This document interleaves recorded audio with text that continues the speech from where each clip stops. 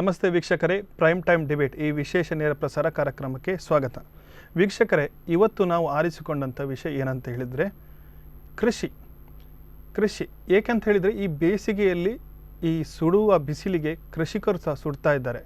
ಒಂದು ಕಡೆ ಹೈನುಗಾರಿಕೆಗೆ ದನಕರುಗಳು ಕೂಡ ಸಾವನ್ನಪ್ತಾ ಇದೆ. ಇನ್ನೊಂದು ಕಡೆಯಲ್ಲಿ ತಾನು ಬೆಳೆದ ಬೆಳೆ ಈ ಬಿಸಿಲ ಬೇಗೆಗೆ ಒಣಗಿ ಹೋಗ್ತಾ ಇದೆ. ಅದಕ್ಕೆ ಬೇಕಾದ ಸಾಕಷ್ಟು ನೀರಿನ ಕೊರತೆ ಕೂಡ ಕಾಣ್ತದೆ. ಮತ್ತೊಂದು ಕಡೆ ಕುಕ್ಕುಟೋದ್ಯಮ, ಈ ಕೋಳಿ ಬೆಳೆಗಾರರು ಏನು ಹೈನುಗಾರಿಕೆ ಇದೆ, ಕೋಳಿ ಕೂಡ ಈ ಸಾಕಷ್ಟು ಸೆಕೆ ಇರುವುದರಿಂದ ಸೆಕೆಗೆ ಸಾವನ್ನಪ್ತಾ ಇದೆ. ಎಲ್ಲದರನ್ನು ಗಮನಿಸುವುದಾದರೆ ದೇಶಕ್ಕೆ ಬೆನ್ನೆಲುಬು ಅಂತ ಹೇಳಿಕೊಂಡಿರುವಂಥ ಕೃಷಿಕ ತುಂಬಾ ಸಂಕಷ್ಟಕ್ಕೊಳಗಾಗಿದ್ದಾನೆ, ತುಂಬಾ ಪರದಾಡ್ತಾ ಇದ್ದಾನೆ. ಎಲ್ಲೆಡೆ ನಾವು ಕೂಡ ಬರಿದಾದವರ ಭೂಮಿಯನ್ನು ನಾವು ಕಾಣ್ತಿದ್ದೇವೆ. ಎಲ್ಲೆಡೆ ಕೃಷಿ ಭೂಮಿ ಬತ್ತಿ ಹೋಗ್ತಾ ಇದೆ. ಇದರೆಲ್ಲರ ಬಗ್ಗೆ ನಾವು ಚರ್ಚೆ ವಿಶ್ಲೇಷಣೆಯನ್ನು ಈ ಹೊತ್ತಿನಲ್ಲಿ ಮಾಡಲಿಕ್ಕಿದ್ದೇವೆ.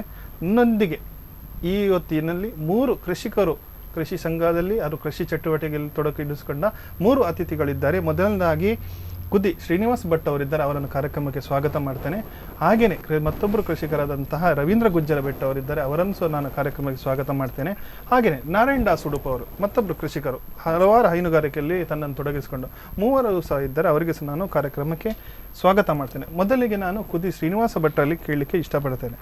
ಇತ್ತೀಚಿನ ದಿನದಲ್ಲಿ ಈ ಬಿಸಿಲ ಬೇಗೆಯಲ್ಲಿ ಒಂದು ಮನುಷ್ಯ ಅವನಿಗೆ ನೀರಿಲಿಕ್ಕೆ ಕುಡಿಲಿಕ್ಕೆ ನೀರಿಲ್ಲದ ಅವನ ದಿನದ ಬಳಕೆಯ ನೀರಿಗೆ ಕೂಡ ಪರದಾಡುವ ಸ್ಥಿತಿಯಲ್ಲಿ ಕೃಷಿಗೆ ಸಾಕಷ್ಟು ನೀರು ಬೇಕು. ಈ ಕೃಷಿ ಒಂದು ಗಿಡ ಆಗಲಿ ಅವನು ಬೆಳೆದ ಬೆಳೆಗೆ ಆಗಲಿ ನಾವು ಸಾಕಷ್ಟು ನೀರನ್ನು ಉಣಿಸಬೇಕು. ಯಾವ ರೀತಿ ಕೃಷಿಯ ನೀರಿನ ಅಭಾವ ಸೃಷ್ಟಿಯಾಗಿದೆ? ಮುಖ್ಯವಾಗಿ ಏನು ಕೇಳಿದರೆ, ಕೃಷಿಗೆ ನೀರು ಬೇಕು ಅಂತ ಹೇಳುವಂಥದ್ದು ಎಲ್ಲರಿಗೂ ಗೊತ್ತಿರುವಂಥ ವಿಚಾರ. ಈ ಏಪ್ರಿಲ್ ಮೇ ತಿಂಗಳಲ್ಲಿ ನಮಗೇನಾಗುತ್ತೆ ಕೇಳಿದರೆ, ಕುಡಿಲಿಕ್ಕೆ ನೀರು ಇರುವುದಿಲ್ಲ. ನಮ್ಮ ಕೃಷಿಗೆ ನೀರಿನ ಅಭಾವ ತಲೆದೋರುವುದು ತಲೆತಲಾಂತರಗಳಿಂದ ಸಹ ಬಂದಂಥ ವಿಚಾರಗಳು.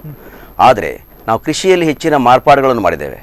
ಮೊದಲ ಬಾರಿಗೆ ನಾವು ಭತ್ತದ ಬೆಳೆಯನ್ನು ಮಾಡ್ತಿತ್ತು, ಅದರ ತದನಂತರದಲ್ಲಿ ತೆಂಗಿನ ಬೆಳೆಯನ್ನು ಮಾಡ್ತಿತ್ತು. ಇದು ಏನು ಮಾಡ್ತಾ ಇತ್ತು ಕೇಳಿದ್ರೆ, ಸಾಕಷ್ಟು ಪ್ರಮಾಣದಲ್ಲಿ ನೀರನ್ನು ತಡೆದುಕೊಳ್ಳುವಂಥ ಶಕ್ತಿ, ನೀರಿಲ್ಲದಿದ್ದರೂ ತಡೆದುಕೊಳ್ಳುವಂಥ ಶಕ್ತಿ ಇತ್ತು. ಭತ್ತ ಏನು ಕೇಳಿದರೆ ಏಪ್ರಿಲ್ 10ರಿಂದ ಏಪ್ರಿಲ್ 20ರೊಳಗೆ ಅಥವಾ 25ರೊಳಗೆ ನಾವು ಕಟಾವು ಮಾಡಿ ಮುಗಿತಿತ್ತು, 3ನೇ ಕ್ರಾಪ್ ಮಾಡುವಾಗ ಸಹ.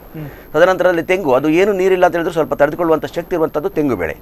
ನಾವು ಈಗ ಮುಂದುವರಿಸಿ ಏನು ಮಾಡಿದ್ದೀವಿ ಕೇಳಿದರೆ, ಕೃಷಿ ಆಧುನೀಕರಣದಲ್ಲಿ ಹೋಗುವ ಭರಾಟೆ ಮಾತ್ರ ಅಲ್ಲ, ಕೃಷಿಯನ್ನು ಉನ್ನತೀಕರಣ ದೃಷ್ಟಿಯಲ್ಲಿ ನಾವು ಬೇರೆ ಬೇರೆ ಬೆಳೆಗಳನ್ನು ಶುರು ಮಾಡಿದ್ದೇವೆ.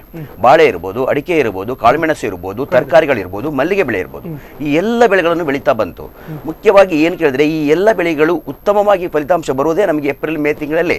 ಯಾಕೆ ಕೇಳಿದ್ರೆ, ಇವತ್ತು ಅಡಿಕೆಯನ್ನು ತಗೊಳ್ಳಿ, ಅಡಿಕೆ ನಮಗೆ ಇಳುವರಿ ಸ್ಟಾರ್ಟ್ ಆಗುದೇ ಇವಾಗ. ಯಾಕೆ ಕೇಳಿದ್ರೆ, ನಮಗೆ ಫೆಬ್ರವರಿ ತಿಂಗಳಲ್ಲಿ ಫ್ಲವರಿಂಗ್ ಸ್ಟಾರ್ಟ್ ಆಗ್ತದೆ, ಬರುವ ಸಂದರ್ಭ ಈ ಸಂದರ್ಭದಲ್ಲಿ ಬರ್ತದೆ. ಯಾಕೆ ಕೇಳಿದ್ರೆ, ಜಾಸ್ತಿ ಹೀಟ್ ಇರುವಂಥ ಸಂದರ್ಭದಲ್ಲಿ ಜಾಸ್ತಿ ಫಲ ಬರುವಂತಹದ್ದು. ಅಂತ ಸಂದರ್ಭದಲ್ಲಿ ಏನಾಗ್ತದೆ ಕೇಳಿದ್ರೆ, ವಿಪರೀತ ಹೀಟ್, ಯಾಕೆ ವಿಪರೀತ ಸೆಕೆ ಆಗ್ತಾ ಇದೆ ಅಂತ ಹೇಳುವಂಥದ್ದು ನಾವು ಯಾರು ಆಲೋಚನೆ ಮಾಡಲಿಲ್ಲ. ಮುಖ್ಯವಾಗಿ ಏನು ಕೇಳಿದ್ರೆ, ಒಂದು ಕಾಡಿನ ನಾಶ ಅಂತ ಹೇಳುವಂಥದ್ದು ನಮಗೂ ಅರಿವು ಆಗಿದೆ. ಆದರೂ ನಾವು ತೋಟದ ಇಂಪ್ರೂವ್ಮೆಂಟ್ಸ್ ಮಾಡಿದ್ದೇವೆ, ಸಾಕಷ್ಟು ತೋಟದ ಇಂಪ್ರೂವ್ಮೆಂಟ್ಸ್ ಮಾಡಿದ್ದೇವೆ. ಮುಖ್ಯವಾಗಿ ಏನು ಆಗ್ತಾ ಇದೆ ಕೇಳಿದ್ರೆ, ಮಲ್ಲಿಗೆ ಬೆಳೆಯನ್ನು ಸಾಕಷ್ಟು ಪ್ರಮಾಣದಲ್ಲಿ ಈಗ ಒಳ್ಳೆ ಉತ್ಪಾದನೆ ಬರ್ತಾ ಇದೆ. ಯಾಕೆ ಕೇಳಿದ್ರೆ, ಆದರೆ ಎಲ್ಲದಕ್ಕೂ ಒಳ್ಳೆಯ ಉತ್ಪಾದನೆ ಬರುವಾಗ, ಉತ್ಪಾದನೆ ದರ ಸಿಗುವಾಗ, ಇವಾಗ ನಾವು ಕುಕ್ಕುಟೋದ್ಯಮ ಒಳ್ಳೆ ದರ ಸಿಗುವಾಗ ಎಲ್ಲವೂ ಸಮಸ್ಯೆ ಆಗ್ತಾ ಇದೆ. ಯಾಕೆ ಆಗ್ತಾ ಇದೆ ಕೇಳಿದ್ರೆ, ಕಳೆದ ವರ್ಷ ನಮಗೆ ಮೇ ಕೊನೆಯ ವಾರದಲ್ಲಿ ನಮಗಿದ್ದಂಥದ್ದು 35 ಡಿಗ್ರಿ, ಮ್ಯಾಕ್ಸಿಮಮ್ 34-35 ದಾಟಿದ್ದೇವೆ. ಈ ವರ್ಷ 38 ದಾಟಿದ್ದೇವೆ. ನಾವು ಯಾಕೆ ಕೇಳಿದ್ರೆ, ನಾವು ಪ್ರತಿನಿತ್ಯನೂ ನಾವು ಮೀಟರ್ ನೋಡ್ತೇವೆ. ಯಾಕೆ ಕೇಳಿದ್ರೆ, ನನ್ನ ಹತ್ರ ಕುಕ್ಕುಟೋದ್ಯಮ ಇರೋದ್ರಿಂದ ಆ ಮೀಟರ್ ನೋಡ್ತಾ ಇದ್ದೇವೆ. 38, ಮೊನ್ನೆ ಒಂದು ದಿವಸ 40 ದಾಟಿದೆ. 40 ಡಿಗ್ರಿ ಆಗುವಾಗ ನಾವು ದೂರ ಹತ್ತಿರದ ಹೈದರಾಬಾದ್ ನೆನೆಸ್ಕೊಳ್ಳುವಂಥ ಒಂದು ಕಾಲ ಬಂದಿದೆ. ಯಾಕೆ ಆಗ್ತಾ ಇದೆ ಕೇಳಿದ್ರೆ, ನಮ್ಮ ಕರಾವಳಿಯಲ್ಲಿ ಇಂಥ ಒಂದು ಉಷ್ಣತೆ ಜಾಸ್ತಿ ಆದಾಗ ಎಲ್ಲ ಇಳುವರಿಯ ಮೇಲೆ ಹೊಡೆತ ಬರುವುದಲ್ಲದೆ ನೀರಿನ ಆಪರೇಷನ್ ಅಂತ ಹೇಳಿದ್ರೆ, ನೀರಿನ ಬಾಷ್ಪೀಭವನ ಅತಿ ಹೆಚ್ಚಿನ ಪ್ರಮಾಣದಲ್ಲಿ ಆಗುತ್ತೆ. ಯಾಕೆ ಆಗುತ್ತೆ ಕೇಳಿದ್ರೆ, ನೀರು ನಾವು ಮಾರ್ಚ್ವರೆಗೆ ವಾರದಲ್ಲಿ 1 ದಿನ ಕೊಟ್ಟರು ಸಾಕಾಗ್ತದೆ. ಇವಾಗ ವಾರದಲ್ಲಿ 2 ದಿನ ಬೇಕು, ಆದರೆ ನಮ್ಮಂತ ಕೊಡುವಂಥ ಸ್ಥಿತಿ ಇಲ್ಲ. ಯಾಕೆ ಕೇಳಿದ್ರೆ, ನೀರಿನ ಕೊರತೆ. ಯಾಕೆ ಕೇಳಿದ್ರೆ, ಈಗ ಕೊಳವೆ ಬಾವಿಗಳನ್ನು ನಾವು ತೋಡಿದ್ದೇವೆ, ತೆರೆದ ಬಾವಿನೂ ಇದೆ. ಆದರೆ ಈ ತೆರೆದ ಬಾವಿಯಲ್ಲಿ ನೀರಿಲ್ಲ, ಕೊಳವೆ ಬಾವಿಯಲ್ಲಿ ಸಹ ನೀರಿನ ಮಟ್ಟ ಕಳೆದ ವರ್ಷ ನಮಗೆ 8 ಮೀಟರ್ ಇದ್ರೆ ಈ ವರ್ಷ 9.5 ಮೀಟರ್ ಆಳಕ್ಕೆ ಜಿಗಿದಿದೆ. ಅಂದ್ರೆ ಕೆಲವು ಕಡೆಗಳಲ್ಲಿ ಕೊಳವೆ ಬಾವಿ ತೋಡಿದ್ರು ನೀರು ಬರೋದಿಲ್ಲ. ಈ ಎಲ್ಲದಕ್ಕೂ ಏನು ಸಮಸ್ಯೆಗಳು ಕೇಳಿದ್ರೆ, ಬಿಸಿಲಿನ ತಾಪ ದಿನದಿಂದ ದಿನಕ್ಕೆ ಹೆಚ್ಚಾಗ್ತಾ ಇದೆ, ವರ್ಷದಿಂದ ವರ್ಷಕ್ಕೆ ಹೆಚ್ಚಾಗ್ತಾ ಇದೆ. ಇದರಿಂದ ಕೃಷಿಕರು ಕಂಗೆಡ್ತಾ ಇದ್ದಾರೆ. ಯಾಕೆ ಕೃಷಿಕರು ಕಂಗೆಡ್ತಾ ಇದ್ದಾರೆ ಕೇಳಿದ್ರೆ, ಬಿಸಿಲಿನಿಂದ ಕೃಷಿಕನಿಗೆ ಹೊರಗೆ ಹೋಗಕ್ಕಾಗುವುದಿಲ್ಲ. ಅಂಥದ್ರಡಿಯಲ್ಲಿ ಮರಗಳು ಹೇಗೆ ತರ್ಕೊಳ್ಬೇಕು, ನಮ್ಮ ಬೆಳೆಗಳು ಹೇಗೆ ತರ್ಕೊಳ್ಬೇಕು ಅನ್ನುವಂಥದ್ದು ವಿಚಾರಗಳು ನಾವೆಲ್ಲ ಆಲೋಚನೆ ಮಾಡಬೇಕಾದಂಥ ವಿಚಾರಗಳು. ನಾವು ವರ್ಷ ಹೇಳ್ತೇವೆ ಕೇಳಿದ್ರೆ, ಪ್ರತಿ ವರ್ಷ ಈ ವರ್ಷ ಬೇಗ ಮಳೆ ಬರ್ಬೋದು. ಒಂದು ಸಮಸ್ಯೆ ಈ ವರ್ಷದಲ್ಲಿ ನಮಗೆ ಒಂದು ಸಮಸ್ಯೆ ಏನಾಗಿದೆ ಕೇಳಿದ್ರೆ, ಸೆಪ್ಟೆಂಬರ್ 18 ಅಥವಾ 20ರ ಒಳಗಡೆ ನಮಗೆ 90% ಮಳೆ ಬಂದೋಗಿದೆ. ಅದರ ತದನಂತರದಲ್ಲಿ ನಮಗೆ ಬಂದದ್ದು ಅಕ್ಟೋಬರ್ 10ರವರೆಗೆ ಮಾತ್ರ ಮಳೆ. ತದನಂತರದಲ್ಲಿ ಹನಿ ಮಳೆ ಸ್ವಲ್ಪ ಬಿದ್ದಿದೆ ಬಿಟ್ಟರೆ ಯಾವುದೇ ರೀತಿಯಲ್ಲಿ ಮುಂಗಾರು ಪೂರ್ವ ಮಳೆ ಬೆಳೆಯಿಲ್ಲ. ಸಮಸ್ಯೆ ಮುಖ್ಯ ಇರುವುದೇ ಈ ವರ್ಷ ನಮಗೆ ಅದರಲ್ಲೇ. ಹಾಗೆ ಕೇಳಿದ್ರೆ ಮಾರ್ಚ್ 15ರಿಂದ ತದನಂತರದಲ್ಲಿ ನಮಗೆ ಪ್ರತಿ ವರ್ಷ ನಮಗೆ ಮುಂಗಾರು ಪೂರ್ವ ಸೆಪ್ಟೆಂಬರ್ ಅಕ್ಟೋಬರ್ ಅಲ್ಲಿ ಅಲ್ಲ, ಅದು ಆಗಸ್ಟ್ 18ರೊಳಗೆ ಬಿದ್ದು ಹೋಗಿದೆ. ವಾಡಿಕೆಗಿಂತ ಹೆಚ್ಚಿನ ಮಳೆ ಬಿದ್ದು ಹೋಗಿದೆ. ಅದು ಏನ್ ಕೇಳಿದ್ರೆ ನಮಗೆ ಅಲ್ಲಿ ಬೋನಸ್ ಆಗುವಂತದ್ದು ಸೆಪ್ಟೆಂಬರ್ ಅಕ್ಟೋಬರ್ ನವೆಂಬರ್ 15ರೊಳಗೆ ಅಂದ್ರೆ ದೀಪಾವಳಿ ಹಬ್ಬ ದಾಟುವವರೆಗೆ ಒಂದು ನಮಗೆ ಮಳೆ ಬಂತು ಅಂತ ಹೇಳಿದ್ರೆ ನಾವು ಸ್ವಲ್ಪ ತಡ್ಕೊಳ್ತೇವೆ. ಯಾಕೆ ಹೇಳಿದ್ರೆ ನಮ್ಮ ಮಣ್ಣಿನಲ್ಲಿ ತೇವಾಂಶ ಇರ್ಬೋದು, ನಮ್ಮ ಭೂಮಿಯಲ್ಲಿ ಇರುವಂತಹ ಸೀಪೇಜ್ಗಳು ಮಳೆ ಬಿದ್ದರೆ ತಾನೆ ನಮ್ಮ ಒಳಗಡೆ ಊಜೆ ಇರುವಂತಹ. ಸೆಪ್ಟೆಂಬರ್ ಅಕ್ಟೋಬರ್ ನಲ್ಲಿ ಮಳೆ ಬಂದು ಸ್ವಲ್ಪ ಫಲವತ್ತಿಗೆ ತಂಪಾದ್ರೆ ಭೂಮಿಗೆ ಖಂಡಿತ ತುಂಬಾ ಅನುಕೂಲ, ಕೃಷಿಗೆ ಅನುಕೂಲ ಅಂತ ಹೇಳಿದ್ರೆ ಅಂತರ್ಜಲ ವೃದ್ಧಿ ಆಗ್ತದೆ. ನಮ್ಗೆ ಏನ್ ಕೇಳಿದ್ರೆ ಕೊನೆಯ ನೀರು ನಮಗೆ ಏನ್ ಬೇಕು ಅದು ತುಂಬಾ ಒಳ್ಳೇದು. ಅದು ಮಾತ್ರ ಅಲ್ಲ, ನೀರು ಬತ್ತುತ್ತಾ ಬರುವಾಗ ಮುಂಗಾರು ಪೂರ್ವ ಮಳೆ ಅಂತ ಹೇಳಿದ್ರೆ ನಮಗೆ ಮಾರ್ಚ್ 15ರಿಂದ ನಮ್ಮ ಪ್ರತಿ ವರ್ಷನೂ ಬರ್ತದೆ, ಅಂದ್ರೆ ಸಾಧಾರಣಕ್ಕೆ ಮಳೆ ಬರ್ತದೆ. ಅದರಿಂದ ಸ್ವಲ್ಪ ನಮಗೆ ಏನಾಗ್ತದೆ ಹೇಳಿದ್ರೆ ಒಂದು ಮಳೆ ಬಂದ್ರೆ ಏನು ಬೇಡ, ಒಂದು 5-6 ಮಿಲಿಮೀಟರ್ ಮಳೆ ಬಿದ್ದರೆ ಸಾಕಾಗ್ತದೆ, ಒಂದು ವಾರ ನೀರು ಸಾಕಾಗ್ತದೆ. ಇಂಥ ಒಂದು ಪರಿಸ್ಥಿತಿಯಲ್ಲಿ ನಾವು ಈ ಹಿಂದೆ ಇತ್ತು. ಈ ವರ್ಷ ಹನಿ ಮಳೆಯನ್ನು ನಾವು ನೋಡಿದ್ದಿಲ್ಲ. ಕಾರ್ಕಳದ ಭಾಗದಲ್ಲಿ ಸಹ ನಾವು ಈ ವರ್ಷ ಕಾಣಲಿಲ್ಲ. ಯಾಕಂದ್ರೆ ಕಾರ್ಕಳ ಭಾಗದಲ್ಲಿ ನೀರಾದಾಗ ಎಷ್ಟೋ ಸಲ ನಮ್ಮ ಸ್ವರ್ಣ ನದಿಯಲ್ಲಿ ನೀರು ಹರಿದು ಬರ್ತಾ ಇತ್ತು, ಅಂದ್ರೆ ಓವರ್ ಫ್ಲೋಯಿಂಗ್ ಆಗುವಂತ ಸಾಧ್ಯತೆಗಳು ಇತ್ತು. ಈ ವರ್ಷ ಅದು ಇಲ್ಲ. ಹಾಗಾಗಿ ಮಳೆ ಪ್ರಮಾಣನೂ ಕಡಿಮೆ ಆಯಿತು, ಬಿಸಿಲಿನ ದಗೆಯೂ ಹೆಚ್ಚಾಯಿತು, ನೀರಿನ ಪ್ರಮಾಣವೂ ಇಳಿದಾಯಿತು. ಹಾಗಾಗಿ ನಾವು ಕೃಷಿಕರು ತುಂಬಾ ಸಂಕಷ್ಟದಲ್ಲಿದ್ದೇವೆ. ಈಗ ಸಂಕಷ್ಟದಿಂದ ಹೊರಬರುವುದು ಅಂತ ಹೇಳಿದ್ರೆ ಈಗ ಯಾವಾಗ ಮುಂಗಾರು ಬರ್ತದೆ ಅಂತ ಹೇಳುವಂತ ಆಗಮನವನ್ನು ನಿರೀಕ್ಷೆಯಲ್ಲಿದೆ. ಸರಿ, ನಾನು ರವೀಂದ್ರ ಅವರಲ್ಲಿ ಕೇಳಲಿಕ್ಕೆ ಇಷ್ಟಪಡ್ತೇನೆ ಸರ್, ಯಾವುದೇ ಕೃಷಿಗೆ ಆಗಲಿ ಯಾವುದೇ ಗಿಡಕ್ಕೆ ಆಗಲಿ ಮರಕ್ಕೆ ನೀರು ಸಾಕಷ್ಟು ಪ್ರಮಾಣದಲ್ಲಿ ಬೇಕು. ಈಗ ನೀರಿನ ನಿರ್ವಹಣೆ ಹೇಗೆ ಮಾಡ್ತೀರಿ ಸರ್? ಯಾಕಂತ ಹೇಳಿದ್ರೆ ನಾವು ಹೇಳಿದಾಗೆ ನಮ್ಮ ನಿತ್ಯ ಬಳಕೆಗೆ ನೀರಿಲ್ಲ, ಆದ್ರೆ ತಾನು ಬೆಳೆದ ನೀರು ಕೊಡ್ಲೇಬೇಕು. ಅವರು ಹೇಳಿದಾಗೆ ಮುಂಚೆ ವಾರಕ್ಕೊಮ್ಮೆ ಕೊಡಬೇಕಿತ್ತು, ಈಗ ವಾರಕ್ಕೆ 2 ಸಲ ನೀರು ಕೊಡುವ. ಹೀಗೆ ನೀರಿನ ನಿರ್ವಹಣೆ ಮಾಡ್ತಾ ಇದ್ದೀರಿ. ಈಗಿನ ಸ್ಥಿತಿಯಲ್ಲಿ ನೀರಿನ ನಿರ್ವಹಣೆ ಮಾಡುವುದು ಹೇಗೆ ಅನ್ನೋದು ಎಲ್ರಿಗೂ ಪ್ರಶ್ನಾರ್ಥಕವಾಗಿ ಉಳಿದಿದೆ. ಯಾಕಂತೇಳಿದ್ರೆ ನೀರಿನ ಅಭಾವ ಅಷ್ಟು ತಟ್ಟಿದೆ. ಬಹುಶಃ ಕರಾವಳಿ ಅವಿಭಜಿತ ಜಿಲ್ಲೆ ಏನಿದೆ ಉಡುಪಿ ಮತ್ತು ಮಂಗಳೂರಿಗೆ ಈ ಥರ ಬರದ ಪರಿಸ್ಥಿತಿ ಬಹುಶಃ ಹಿಂದೆಂದೂ ಬಂದಿಲ್ಲ. ಇನ್ನೂ ಹೇಳಲಿಕ್ಕೆ ಬರುವುದಿಲ್ಲ. ಈಗ ಇದ್ದ ಪರಿಸ್ಥಿತಿಯಲ್ಲಿ ನಾವು ಏನು ಹೇಳುವಾಗಿಲ್ಲ. ಆದರೆ ಇಲ್ಲಿ ಕೃಷಿಕರು ಮಾತ್ರ ಅಲ್ಲ, ಸಾಧಾರಣವಾಗಿ ಇಲ್ಲಿ ನಾವು ಬಜೆ ಅಣೆಕಟ್ಟಿನ ವಿಷಯ ಬಂದಾಗ ನಮ್ಮ ಇಲ್ಲಿ ಆಡಳಿತ ವರ್ಗ ಇರ್ಬೋದು ಅಥವಾ ಜನಪ್ರತಿನಿಧಿಗಳಿರ್ಬೋದು ಅಥವಾ ಸ್ಥಳೀಯ ಆಡಳಿತಗಳಿರ್ಬೋದು, ಎಲ್ಲ ರೈತರ ಮೇಲೆ ಗೋಪಿ ಕೂರಿಸ್ತಾರೆ. ಮೊದಲು ಕಟಾವು ಮಾಡಿಸೋದೇ ಕೃಷಿಕರದ್ದು. ಯಾಕಂತ ಹೇಳಿದ್ರೆ ಕುಡಿಯೋ ನೀರು ಮೊದಲು ಬೇಕು, ಕೃಷಿಗೆ ನಂತರ ಅಂತ ಹೇಳ್ಕೊಂಡು ಅವರ ಇದರಲ್ಲಿ ಅಂತ ಹೇಳಿದ್ರೆ ಕೃಷಿಕರು ತುಂಬ ನೀರು ಬಳಸ್ತಾರೆ. ಖಂಡಿತ ಇಲ್ಲ. ನಮ್ಮದು ಉಡುಪಿ ಜಿಲ್ಲಾ ಕೃಷಿ ಸಂಘ ಈಗ ಸಾಧಾರಣ 18 ವರ್ಷಗಳಿಂದ ನಮ್ಮ ಜಿಲ್ಲೆಯ ಹೆಚ್ಚು ಕಡಿಮೆ ಎಲ್ಲ ಕಡೆ ರೈತರನ್ನ ನಾವು ತರಬೇತಿ ಮಾಡ್ತಾ ಇದ್ದೇವೆ. ಕಡಿಮೆ ಖರ್ಚಿನಲ್ಲಿ ವೈಜ್ಞಾನಿಕವಾಗಿ ಕೃಷಿ ಮಾಡೋದು ಹೇಗೆ ಅಂದ್ರೆ, ವೈಜ್ಞಾನಿಕ ಅಂತ ಹೇಳಿದ್ರೆ ಯಾವುದೋ ಒಂದು ಸೈಂಟಿಫಿಕ್ ಅಂತ ಹೇಳಿದ್ರೆ ಅದರಲ್ಲಿ ನೀರಿನ ನಿರ್ವಹಣೆ ಕೂಡ ಬಂತು. ಕಡಿಮೆ ನೀರನ್ನ ಬಳಸ್ಕೊಂಡು ಉತ್ತಮ ರೀತಿ ಕೃಷಿ ಮಾಡೋದು ಹೇಗೆ, ಅದು ಲಾಭ ಪಡೋದು ಹೇಗೆ ಅಂತ ಹೇಳ್ಕೊಂಡು ಈಗ ನಾವು ನೋಡ್ತಾ ಬಂದ್ರೆ ನಮ್ಮಲ್ಲಿ ಹೆಚ್ಚಿನವ್ರು ಹೇಳ್ತಾರೆ ಕೃಷಿಯ ಅದರಲ್ಲಿ ಏನ್ ಲಾಭ ಇದೆ, ಎಲ್ಲ ಮುಂಡ ಮುಚ್ಚಿ ಹೋಗ್ತದೆ, ಖಂಡಿತ ನಮ್ಗೆ ಅದು ಕೃಷಿ ಬೇಡ ಅಂತ ಹೇಳ್ಕೊಂಡು ಎಲ್ಲ ಚೇಂಜ್ ಮಾಡ್ತಾ ಇದ್ದೀವಿ ನಾವು. ಆ ಚೇಂಜ್ ಮಾಡಿದ ಒಂದು ವರ್ಗದ ಈ ಪರಿಸ್ಥಿತಿಯೇ ನಮ್ಮದು ಬರ ಪರಿಸ್ಥಿತಿ ಕ್ರಿಯೇಟ್ ಆಗಿದೆ. ಇದರಲ್ಲಿ ನಾವು ಕೃಷಿಕರನ್ನ ಮಾತ್ರ ದೂರಲಿಕ್ಕೆ ಆಗುದಿಲ್ಲ. ಯಾಕಂತ ಹೇಳಿದ್ರೆ ಉಳಿದ ಸಾರ್ವಜನಿಕ ಸ್ಥಿತಿಯನ್ನು ನೋಡ್ಬೇಕು. ಮುಖ್ಯವಾಗಿ ಜನಪ್ರತಿನಿಧಿಗಳು, ನಮ್ಮ ಜನಪ್ರತಿನಿಧಿಗಳು ಯಾವತ್ತೂ ಕೂಡ ಕೃಷಿಯನ್ನ ಒಂದು ಲಕ್ಷ್ಯಕ್ಕೆ ತಗೊಂಡದ್ದೇ ಇಲ್ಲ. ಹೌದು, ನಾವು ಬೊಬ್ಬೆ ಹೊಡೆದ್ರೆ ಮಾತ್ರ ನೋಡುವ ಮಾಡುವ ಅಂತ ಹೇಳ್ತಾರೆ, ಬಿಟ್ರೆ ಅದ್ರ ಆಚೆ ಕಾರ್ಲಿಡುವುದಿಲ್ಲ. ಈಗ ಬಜಾಣೆ ಕಟ್ಟಿನ ಪರಿಸ್ಥಿತಿ ಕೂಡ ಹಾಗೆ. ಇದರದ್ದು ಬಗ್ಗೆ ಅವರು ಕಳೆದ ಸಾರಿ ಮಳೆಗಾಲ ಆರಂಭವಾಗುವ ಮೊದಲೇ ಏನಾದ್ರೂ ಒಂದು ಕಾರ್ಯಕ್ರಮ ಹಮ್ಮಿಕೊಂಡಿದ್ದಿದ್ರೆ ಈಗಿನ ಈ ಪರಿಸ್ಥಿತಿ ಖಂಡಿತ ಬರ್ತಾ ಇರಲಿಲ್ಲ. ಇದು ಎಲ್ಲ ಸೂರ್ಯ ಹೋದ್ಮೇಲೆ ದೊಡ್ಡ ಬಾಗಿಲು ಹಾಕಿದ ರೀತಿಯಲ್ಲಿ ಈಗ ಅದು ಹಾಗೆ ಮಾಡ್ಬೇಕು ಹೀಗೆ ಮಾಡ್ಬೇಕು ಅಂತ ದೊಡ್ಡ ದೊಡ್ಡ ಚರ್ಚೆ, ಅದ್ರ ಬಗ್ಗೆ ಕೆಲವು ಯೋಜನೆಗಳಂತ ಹೇಳ್ತಾರೆ. ಆದ್ರೆ ನಿಜಕ್ಕೂ ಅದು ಮುಂದಕ್ಕೆ ಮಾಡ್ತಾರೆ. ಇನ್ನು ಜೋರು 1-2 ದಿವಸ ಮಳೆ ಬಂದ್ರೆ ಇದೆಲ್ಲ ಪ್ಲಾನ್ಗಳನ್ನ ಫ್ಲಾಪ್ ಮಾಡಿ ಕೂತ್ಕೊಳ್ತಾರೆ. ಆಮೇಲೆ ಎಚ್ಚೆತ್ತುಕೊಳ್ಳೋದು ನೆಕ್ಸ್ಟ್ ಫೆಬ್ರವರಿಗೆ. ಅದ್ರ ಬದಲಿಗೆ ಈಗಲೇ ಪ್ಲಾನ್ ಮಾಡಿ ಮುಂದಿನ ವರ್ಷಕ್ಕೆ ಏನ್ ಮಾಡ್ಬೇಕಂತ ಹೇಳ್ಕೊಂಡು. ಇಲ್ಲಾಂದ್ರೆ ಕಳೆದ ಫೆಬ್ರವರಿ ನಾವು ಗಲಾಟೆ ಮಾಡದಿದ್ರೆ ನಮ್ಮ ಕೃಷಿಕರು ಅಲ್ಲಿ ಇರುವಂತ ಕೃಷಿಕರಿಗೆ ನೀರು ಕೊಡ್ತಾ ಇರಲಿಲ್ಲ. ಹಾಗಂತ ಹೇಳ್ಕೊಂಡು ಬಜೆ ಅಣೆಕಟ್ಟು ಪರಿಸರದಲ್ಲಿ ಇವ್ರು ಹೇಳುವ ರೀತಿಯಲ್ಲಿ ಅತಿಯಾಗಿ ನೀರು ಬಳಸೋರು ಎಷ್ಟು ಜನ ಇದ್ದಾರೆ ಕೇಳಿದ್ರೆ ಖಂಡಿತ ಅಲ್ಲಿಲ್ಲ. ಅಲ್ಲಿ ಇರುವುದು 68 ಪಂಪ್ ಸೆಟ್ಗಳು, ಟೋಟಲ್ ಒಂದು 350 HP ಅಷ್ಟು ಪಂಪ್ ಮಾಡ್ತಾರೆ. ಆದ್ರೆ ನಾವು ಲೆಕ್ಕಾಚಾರ ಹೇಳುವಾಗ ಹೇಳ್ತೇವೆ 350 HP ಪಂಪ್ ಇದು ಸಾಮರ್ಥ್ಯ ಇದೆ ಅಂತ ಹೇಳ್ಕೊಂಡು. ಅದ್ರಲ್ಲಿ ಎಲ್ಲರೂ ಕಂಟಿನ್ಯೂಸ್ ಬಳಸೋರು ಯಾರು ಇಲ್ಲ, ಕೆಲವಂತೂ ಅದು ಉಪಯೋಗ ಮಾಡದೇ ಇದ್ದಾರೆ, ಲೆಕ್ಕಾಚಾರ ಅಲ್ಲಿದೆ ಅಷ್ಟೇ. ನೀರಿನ ನಿರ್ವಹಣೆ ಅಲ್ಲಿ ಬಹಳ ಮಿತವ್ಯಯಕಾರಿ ಮಾಡ್ತಾ ಇದ್ದಾರೆ. ಹೇಗೆ ಕೇಳಿದ್ರೆ ಮೊದಲೆಲ್ಲ ಏನಂತ ಹೇಳಿದ್ರೆ ಪಂಪನ್ನು ಆನ್ ಮಾಡಿ ಮಣ್ಣಿನ ಕಾಲುವೆಯಲ್ಲಿ ನೀರನ್ನು ಹರಿಸುವುದು ಇರ್ತಾ ಇತ್ತು. ಅದು ವೇಸ್ಟ್. ಅದ್ರ ಬದಲಿಗೆ ನಾವೀಗ ಕೆಲವು ಪ್ಲಾನ್ಗಳನ್ನ ಜಿಲ್ಲಾಡಳಿತಕ್ಕೆ ಮನವಿ ಮಾಡಿಕೊಂಡು ಕೆಲವು ರೀತಿಯ ಯೋಜನೆಗಳನ್ನು ರೈತರಿಗೆ ಕೊಡಿಸಿದ್ದೇವೆ. ಮುಖ್ಯವಾಗಿ ಡ್ರಿಪ್ ಇರಿಗೇಷನ್ ಇರ್ಬೋದು, ಆಮೇಲೆ ಕೆಲವು ಪೈಪ್ ಯೋಜನೆಗಳು. ಇದರಲ್ಲಿ ನೀರು ತುಂಬಾ ಕಡಿಮೆ ಬಳಕೆ ಆಗುತ್ತೆ. ಅದರಿಂದಾಗಿ ರೈತರು ತುಂಬಾ ನೀರನ್ನು ಬಳಸುವುದಿಲ್ಲ. ಈಗ ಬರದ ಪರಿಸ್ಥಿತಿಗೆ ರೈತರು ಖಂಡಿತ ಕಾರಣ ಅಲ್ಲ. ಎಲ್ಲರೂ ರೈತರಲ್ಲ ಅಂತ ಹೇಳುದಿಲ್ಲ, ಕೆಲವು ರೈತರು ಇದ್ದಾರೆ ಈಗಲೂ. ನಾನು ಈಗ ಬ್ರಹ್ಮರ ಕಡೆಯಲ್ಲಿ ಕೆಲ ರೈತರನ್ನು ನೋಡ್ತಾ ಇದ್ದೇನೆ. ಅವರಿಗೆ ಫಸ್ಟ್ ನೀರಿಲ್ಲದಾಗ ಬಹಳ ಮಿತವಾಗಿ ಬಳಸ್ತಾ ಇದ್ರು. ಈಗ ಬೋರ್ ತೋಡಿದ್ಮೇಲೆ ಬಹಳಷ್ಟು ನೀರು ಸಿಕ್ಕಿದೆ ಅಂತ ಹೇಳಿ ಬೆಳಿಗ್ಗೆ 6 ಗಂಟೆಯಿಂದ ಸಂಜೆ ಪಂಪ್ ಆಫ್ ಆಗುದು ಯಾವಾಗ ಕೇಳಿದ್ರೆ ಕರೆಂಟ್ ಹೋಗ್ಬೇಕು. ಈ ಪರಿಸ್ಥಿತಿನ ನಿರ್ಮಾಣ ಮಾಡ್ತಿದ್ದಾರೆ. ದಯವಿಟ್ಟು ನಾವು ರೈತ ಬಾಂಧವರು ಕೇಳುದು, ಇಂಥದ್ದೊಂದು ಇದು ಖಂಡಿತ ಮಾಡಬೇಡಿ.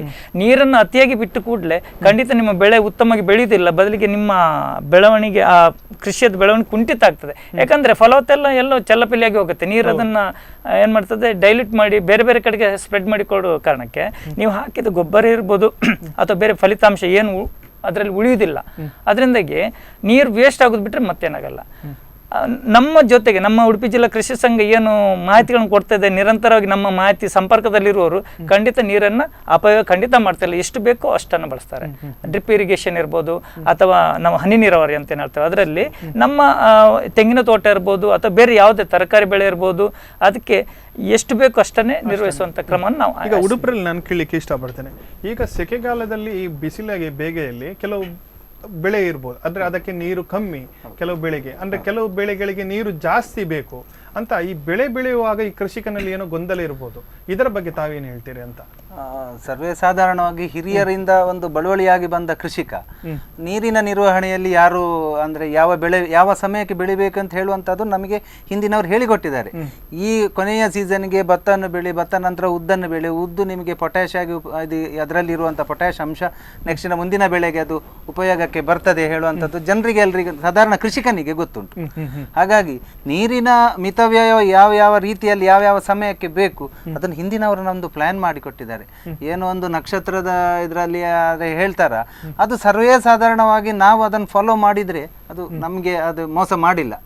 ಈಗಿನ ಮಳೆಯ ನಕ್ಷತ್ರಗಳು ಹಾಗೆ, ಮಳೆಯ ಇಂಥ ನಕ್ಷತ್ರದಲ್ಲಿ ಇಷ್ಟು ಮಳೆ ಬರ್ತದೆ, ಇಷ್ಟು ಅಂದಾಜು ಅವರು ಏನು ಕೊಟ್ಟಿದ್ದಾರೆ ಅದು ಅದನ್ನು ನಾವು ನೋಡ್ಕೊಂಡು ಹೋಗುವಾಗ ಸಾಕಷ್ಟು ನಮಗೆ ಆ ಅಂದಾಜಿನಲ್ಲೇ ನಾವು ಮುಂದುವರಿಸ್ತೇವೆ ಕೃಷಿಯನ್ನು. ಈಗ ತೆಂಗಿನ ಬೆಳೆಗೆ ನೀರು ಬೇಕು, ಹಾಗಂತ ಒಂದು ವಾರ ಇಲ್ಲದಿದ್ರೂ ಏನಾಗುದಿಲ್ಲ. ನೀರನ್ನು ನಾವು ಮಿತವ್ಯಯವಾಗಿ ಅದಕ್ಕೆ ಡ್ರಿಪ್ ಇರಿಗೇಷನ್ ಎಲ್ಲ ಮಾಡಿ, ಸ್ಪ್ರಿಂಕ್ಲರ್, ಸಣ್ಣ ಸ್ಪ್ರಿಂಕ್ಲರ್ ಎಲ್ಲ, ಜೆಟ್ ಸ್ಪ್ರಿಂಕ್ಲರ್ಸ್ ಎಲ್ಲ ಬರ್ತದೆ, ಅದನ್ನೆಲ್ಲ ಹಾಕೊಂಡು ನೀರು ಜನಕ್ಕೆ ಏನಾಗಿದೆ ಅಂತ ಹೇಳಿದ್ರೆ, ನೀರು ಉಂಟು ಅಂತ ಹೇಳಿದ್ರೆ ತೋಟಕ್ಕೆ ಬಿಡುವುದು ಅಥವಾ ಇದು ಗದ್ದೆಗೆ ಬಿಡುವುದು ಅಂತ ಹೇಳಿ ನೀರು ಬಿಟ್ಟು ಬಿಟ್ಟು ಬಿಟ್ಟು ಬಿಟ್ಟು ನಮ್ಮ ಭೂಮಿ ಎಲ್ಲ ಹುಳಿ ಮಣ್ಣಾಗಿ ಬಿಟ್ಟಿದೆ. ನಿಜವಾಗಿ ಕೃಷಿಯಲ್ಲಿ ನಿರ್ವಹಣೆ ಮಾಡುವುದು ಮುಖ್ಯ. ಕೃಷಿಯನ್ನು ಹೇಗೆ ಬೆಳೆಸಬೇಕು, ಯಾವ ರೀತಿಯಾಗಿ ಮಾಡಬೇಕು ಅದು ಜನರಿಗೆ ಇನ್ನೂ ಸರಿಯಾಗಿ ಗೊತ್ತಿಲ್ಲ. ವೈಜ್ಞಾನಿಕವಾಗಿ ಮಾಡಬೇಕು. ಕೃಷಿಕ ಸಂಘದವರು ಹೇಳುವುದೇ ಅದನ್ನು.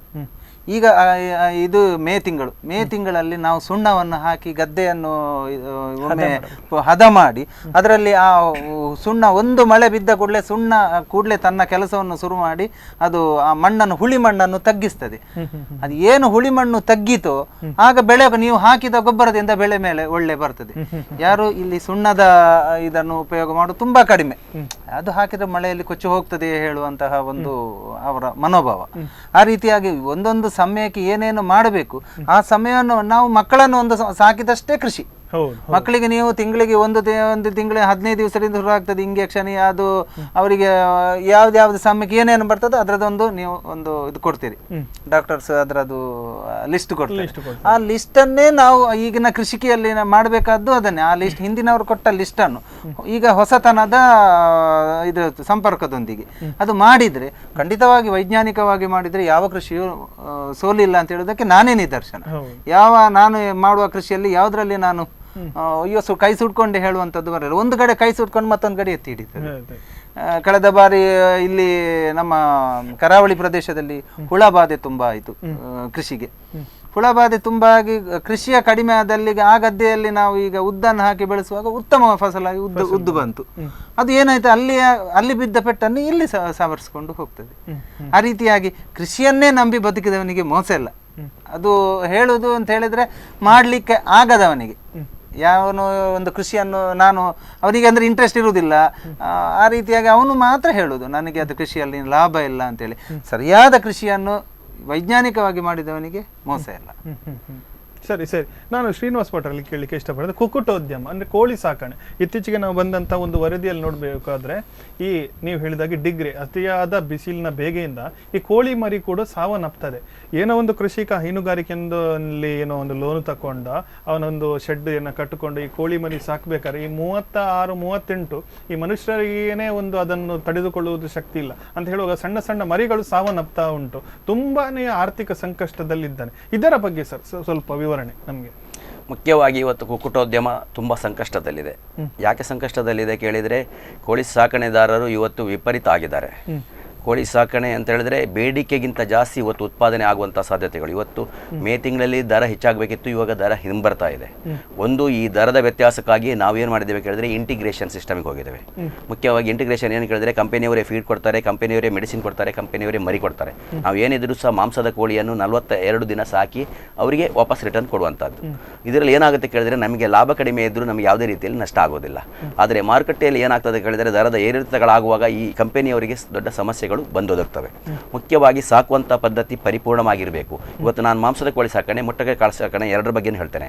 ಈಗ ಮಾಂಸದ ಕೋಳಿ ಸಾಕಣೆಯಲ್ಲಿ ನಮಗೇನು ಕೇಳಿದ್ರೆ ಕೋಳಿ ಮರಿ ಬಂದ ದಿನದಿಂದ 14 ದಿನದವರೆಗೆ 30 ಡಿಗ್ರಿ ಸೆಲ್ಸಿಯಸ್ ನಮಗೆ ಉಷ್ಣತೆ ಬೇಕೇ ಬೇಕು. ತದನಂತರದಲ್ಲಿ ಅಂದರೆ ನಮಗೆ 15 ದಿನದಿಂದ 42 ದಿನದವರೆಗೆ ಅಲ್ಲಿಗೆ ಏನು ಕೇಳಿದರೆ ಅದು ಉಷ್ಣತೆ ಕಡಿಮೆ ಆಗಬೇಕು, 25 ಡಿಗ್ರಿ ಕಡಿಮೆ ಆಗಬೇಕು. ಅಲ್ಲದೇ ಇದ್ದರೆ ಏನಾಗುತ್ತೆ ಕೇಳಿದ್ರೆ ಸಮರ್ಪಕವಾಗಿ ಕೋಳಿಗಳು ಬೆಳವಣಿಗೆ ಆಗೋದಿಲ್ಲ. ಮುಖ್ಯವಾಗಿ ಮಾಂಸದ ಕೋಳಿ ಸಾಕಣೆಯಲ್ಲಿ ಈ ಸಮಸ್ಯೆ ಯಾಕೆ ಬರ್ತದೆ ಕೇಳಿದರೆ, ಮಾಂಸದ ಕೋಳಿ ಸಾಕಣೆ ಮುಂಚಿನ ಹಾಗೆ ಅಲ್ಲ. ಮುಂಚೆ ನಿಮಗೆ 2 kg ಬರಬೇಕು ಅಂತ ಹೇಳಿದ್ರೆ 60 ದಿನ ಬೇಕಿತ್ತು. 56ರಿಂದ 60 ದಿನಕ್ಕೆ 2 kg ಬರ್ತಾ ಇತ್ತು. ನಾವು ಇವಾಗ ಅಂತ ಒಂದು ಉತ್ಪಾದನೆ ಎಷ್ಟು ದಿನ ತೆಗೆದು ಕೇಳಿದ್ರೆ 35-36 ದಿನಕ್ಕೆ ನಾವು 2 kg ಉತ್ಪಾದನೆಯತ್ತೆ ಹೋಗಿದ್ದೇವೆ. ಇದು ದಾಪುಕಾಲ ಹಾಕಲಿಕ್ಕೆ ಯಾಕೆ ಕಾರಣ ಕೇಳಿದ್ರೆ ಅಂತ ಒಂದು ಕಾನ್ಸಂಟ್ರೇಟ್ ಇವತ್ತು ಬಂದಿದೆ. ಕೋಳಿ ಫೀಡಿಗೆ ಮಿಕ್ಸ್ ಮಾಡುವಂಥ ಕಾನ್ಸಂಟ್ರೇಟ್ ಬಂದಿದೆ. ಮುಖ್ಯವಾಗಿ ಮಾಂಸದ ಕೋಳಿ ಸಾಕಣೆಯಲ್ಲಿ ಗಮನಿಸಬೇಕಾದಂಥದ್ದು ಏನು ಕೇಳಿದ್ರೆ, ಉಷ್ಣತೆ ಕಡಿಮೆ ಇದ್ದರೆ ಮಾತ್ರ ಕೋಳಿಗಳ ಬೆಳವಣಿಗೆ ಆಗುತ್ತೆ. ಯಾಕೆ ಕೇಳಿದ್ರೆ ಅದು ಉಷ್ಣತೆ ಕಡಿಮೆ ಇದ್ದರೆ ನಾವು ಯಾವ ಥರ ಆಹಾರ ತಗೊಳ್ತೇವೋ ಅದು ಕೋಳಿಯ ಮರಿ ಏನು ಮಾಡ್ತದೆ, ಉಷ್ಣತೆ ಕಡಿಮೆ ಇದ್ದರೆ ಮಾತ್ರ ಆಹಾರ ತಗೊಳ್ತದೆ. ಇಲ್ಲ ಅಂತ ಹೇಳಿದ್ರೆ ಸಮರ್ಪಕ ಪ್ರಮಾಣದಲ್ಲಿ ಆಹಾರ ತಗೊಳ್ಳೋದಿಲ್ಲ.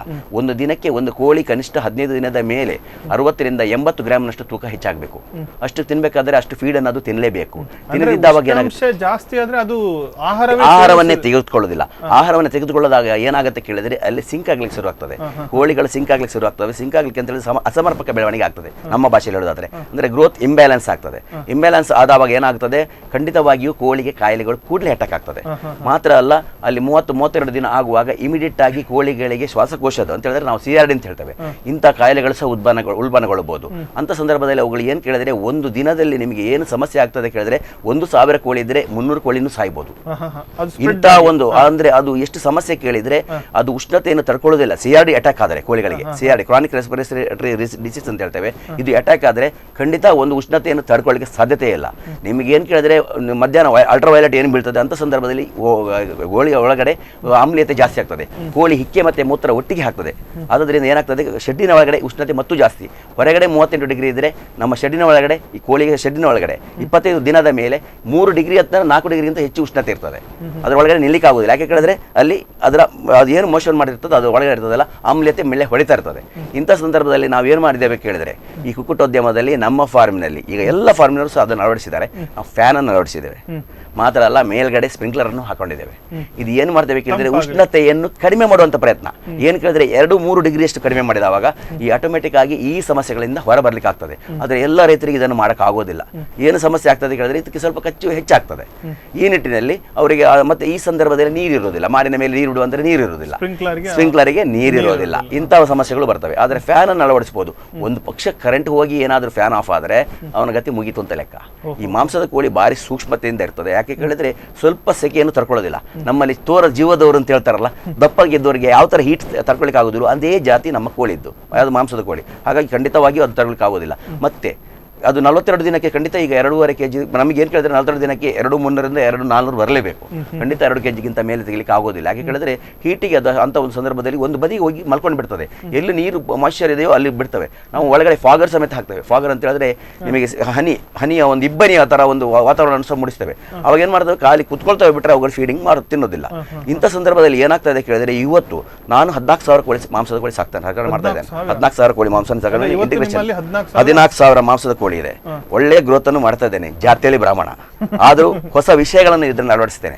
ಮುಖ್ಯವಾಗಿ ಈಗ ಕುಕ್ಕುಟೋದ್ಯಮಗಳೇ ನಿಮ್ಮ ಮಾಧ್ಯಮ ಮುಖಾಂತರ ಹೇಳುವಂಥದ್ದು, ನಾನು ಬೇರೆ ಮಾಧ್ಯಮ ಮುಖಾಂತರ ಹೇಳಿದ್ದೇನೆ. ಏನು ಕೇಳಿದರೆ ಮುಖ್ಯವಾಗಿ ಕೋಳಿ ಬಂದು ಮರಿ ಬಂದ ತಕ್ಷಣ ಅವುಗಳಿಗೆ ಆಂಟಿಬಯೋಟಿಕ್ ಕೊಡ್ತಾರೆ. ಆವಾಗ ಏನು ಕೇಳಿದರೆ 2,000 ಕೋಳಿಗಳಿಗೆ 1 kg ಸಕ್ಕರೆ ಮಿಕ್ಸ್ ಮಾಡಿ ಹಾಕಬೇಕು, ಯಾವುದರಲ್ಲಿ ಸಕ್ಕರೆಯಲ್ಲಿ ನಮ್ಮ ಆಂಟಿಬಯೋಟಿಕ್ ಹಾಕುವಾಗ. ತದನಂತರದಲ್ಲಿ 7ನೇ ದಿನಕ್ಕೆ ನಾವು F1 ವ್ಯಾಕ್ಸಿನ್ ಮಾಡ್ತೇವೆ. F1 ವ್ಯಾಕ್ಸಿನ್ ಮಾಡಿದ ತಕ್ಷಣ ಅದಕ್ಕೆ ಸ್ಟ್ರೆಸ್ ಆಗ್ತದೆ, ಆವಾಗ ನಾವು ಬೆಲ್ಲವನ್ನು ಹಾಕಬೇಕು ಪ್ರತಿ 2,000 ಕೋಳಿಗೆ 1 kg ಹಾಗೆ. ತದನಂತರದಲ್ಲಿ 11ನೇ ಅಥವಾ 12ನೇ ದಿನಕ್ಕೆ IBD ವ್ಯಾಕ್ಸಿನ್ ಮಾಡ್ತೇವೆ. IBD ವ್ಯಾಕ್ಸಿನ್ ಮಾಡಿದ ತಕ್ಷಣ ನಾವು ಏನು ಮಾಡಬೇಕು ಕೇಳಿದರೆ ಹುರುಳಿ ನೀರನ್ನು ಕೊಡಬೇಕು. 3,000 ಕೋಳಿಗೆ 1 kg ಹುರುಳಿ ನೀರನ್ನು ಬೇಯಿಸಿ ಕೋಳಿಗಳಿಗೆ ಕೊಡಬೇಕು. ತದನಂತರದಲ್ಲಿ 21 ದಿನಕ್ಕೆ ನಾವು F1 ಅನ್ನು ರಿಪೀಟ್ ಮಾಡ್ತೇವೆ, ರಾಣಿಕೆಟ್ ಡಿಸೀಸ್ ಅನ್ನು ರಿಪೀಟ್ ಮಾಡ್ತೇವೆ. ಅದು ವ್ಯಾಕ್ಸಿನ್ ಮಾಡುವಾಗ ಮಾತ್ರ ಐಸನ್ನು ಹಾಕಬೇಕಾಗ್ತದೆ. ಹೀಗೆ ಮಾಡಿದವಾಗ ಏನಾಗುತ್ತೆ, ತದನಂತರದಲ್ಲಿ ನಾವು ಪ್ರತಿ ವಾರದಲ್ಲಿ 2 ದಿನದ ಹಾಗೆ ಬೆಲ್ಲವನ್ನು ಕೊಡಬೇಕು. 35 ದಿನ ಆದಮೇಲೆ ಪ್ರತಿದಿನವೂ 35 ದಿನ ಆದ ಮೇಲೆ ಪ್ರತಿದಿನವೂ 1,000 ಕೋಳಿಗೆ 1 kg ಆಗಿ ಬೆಲ್ಲವನ್ನು ಕೊಟ್ಟರೆ ಈ ಮರಣ ಪ್ರಮಾಣವು ಕಡಿಮೆ ಆಗುತ್ತದೆ, ಇಮಿಡಿಯೇಟ್ ಆಗಿ ಕಂಟ್ರೋಲ್ ಆಗ್ತದೆ. ಯಾಕೆ ಕೇಳಿದರೆ ಈ ಮಾಧ್ಯಮದ ಮುಖಾಂತರ ಇದನ್ನು ಹೇಳ್ತಾ ಇದ್ದೇನೆ, ಯಾಕೆ ಕೇಳಿದರೆ ಆ ಸಮಸ್ಯೆಗಳು ಪರಿಹಾರ ಆಗ್ತದೆ. ಇನ್ನೊಂದು CRD ಅಂತ ಹೇಳಿದೆ, ಆಂಟಿಬಯೋಟಿಕ್ ಆಗಿ ನೀವು ಎಲ್ಲಿಗೆ ಹುಡ್ಕೊಂಡು ಹೋಗಬೇಡಿ ಆಂಟಿಬಯೋಟಿಕ್ ಅನ್ನು. ಬಟ್ ತುಂಬೆ ರಸ, ತುಂಬೆ ಗಿಡ ಅಂತ ನಮ್ಮ ಗದ್ದೆಗಳಲ್ಲಿ ನೀರಾವರಿ ಇದ್ದಲ್ಲಿ ಬೇಕಷ್ಟು ಸಿಗ್ತದೆ. ಹೌದು, ಇದು ಮುಖ್ಯವಾಗಿ ಏನು ಕೇಳಿದರೆ 5,000 ಕೋಳಿಗೆ 1 kg ಅಷ್ಟು ತುಂಬೆಯನ್ನು ಪುಡಿ ಮಾಡಿ, ಮಿಕ್ಸಿಯಲ್ಲಿ ಪುಡಿ ಮಾಡಿ ಜ್ಯೂಸ್ ಮಾಡಿ ಅದನ್ನು ನಿಪ್ಪಲ್ ಮುಖಾಂತರ ಕೊಡ್ಬೋದು, ಡ್ರಿಂಕರ್ ಮುಖಾಂತರ ಕೊಡ್ಬೋದು. ಇದನ್ನು 21, 22ನೇ ದಿನ, 28ನೇ ದಿನ, 33 ಅಥವಾ 34ನೇ ದಿನ ಕೊಟ್ಟದ್ದೇ ಆದರೆ ಖಂಡಿತ CRD ಅಟ್ಯಾಕ್ ಆಗೋದಿಲ್ಲ.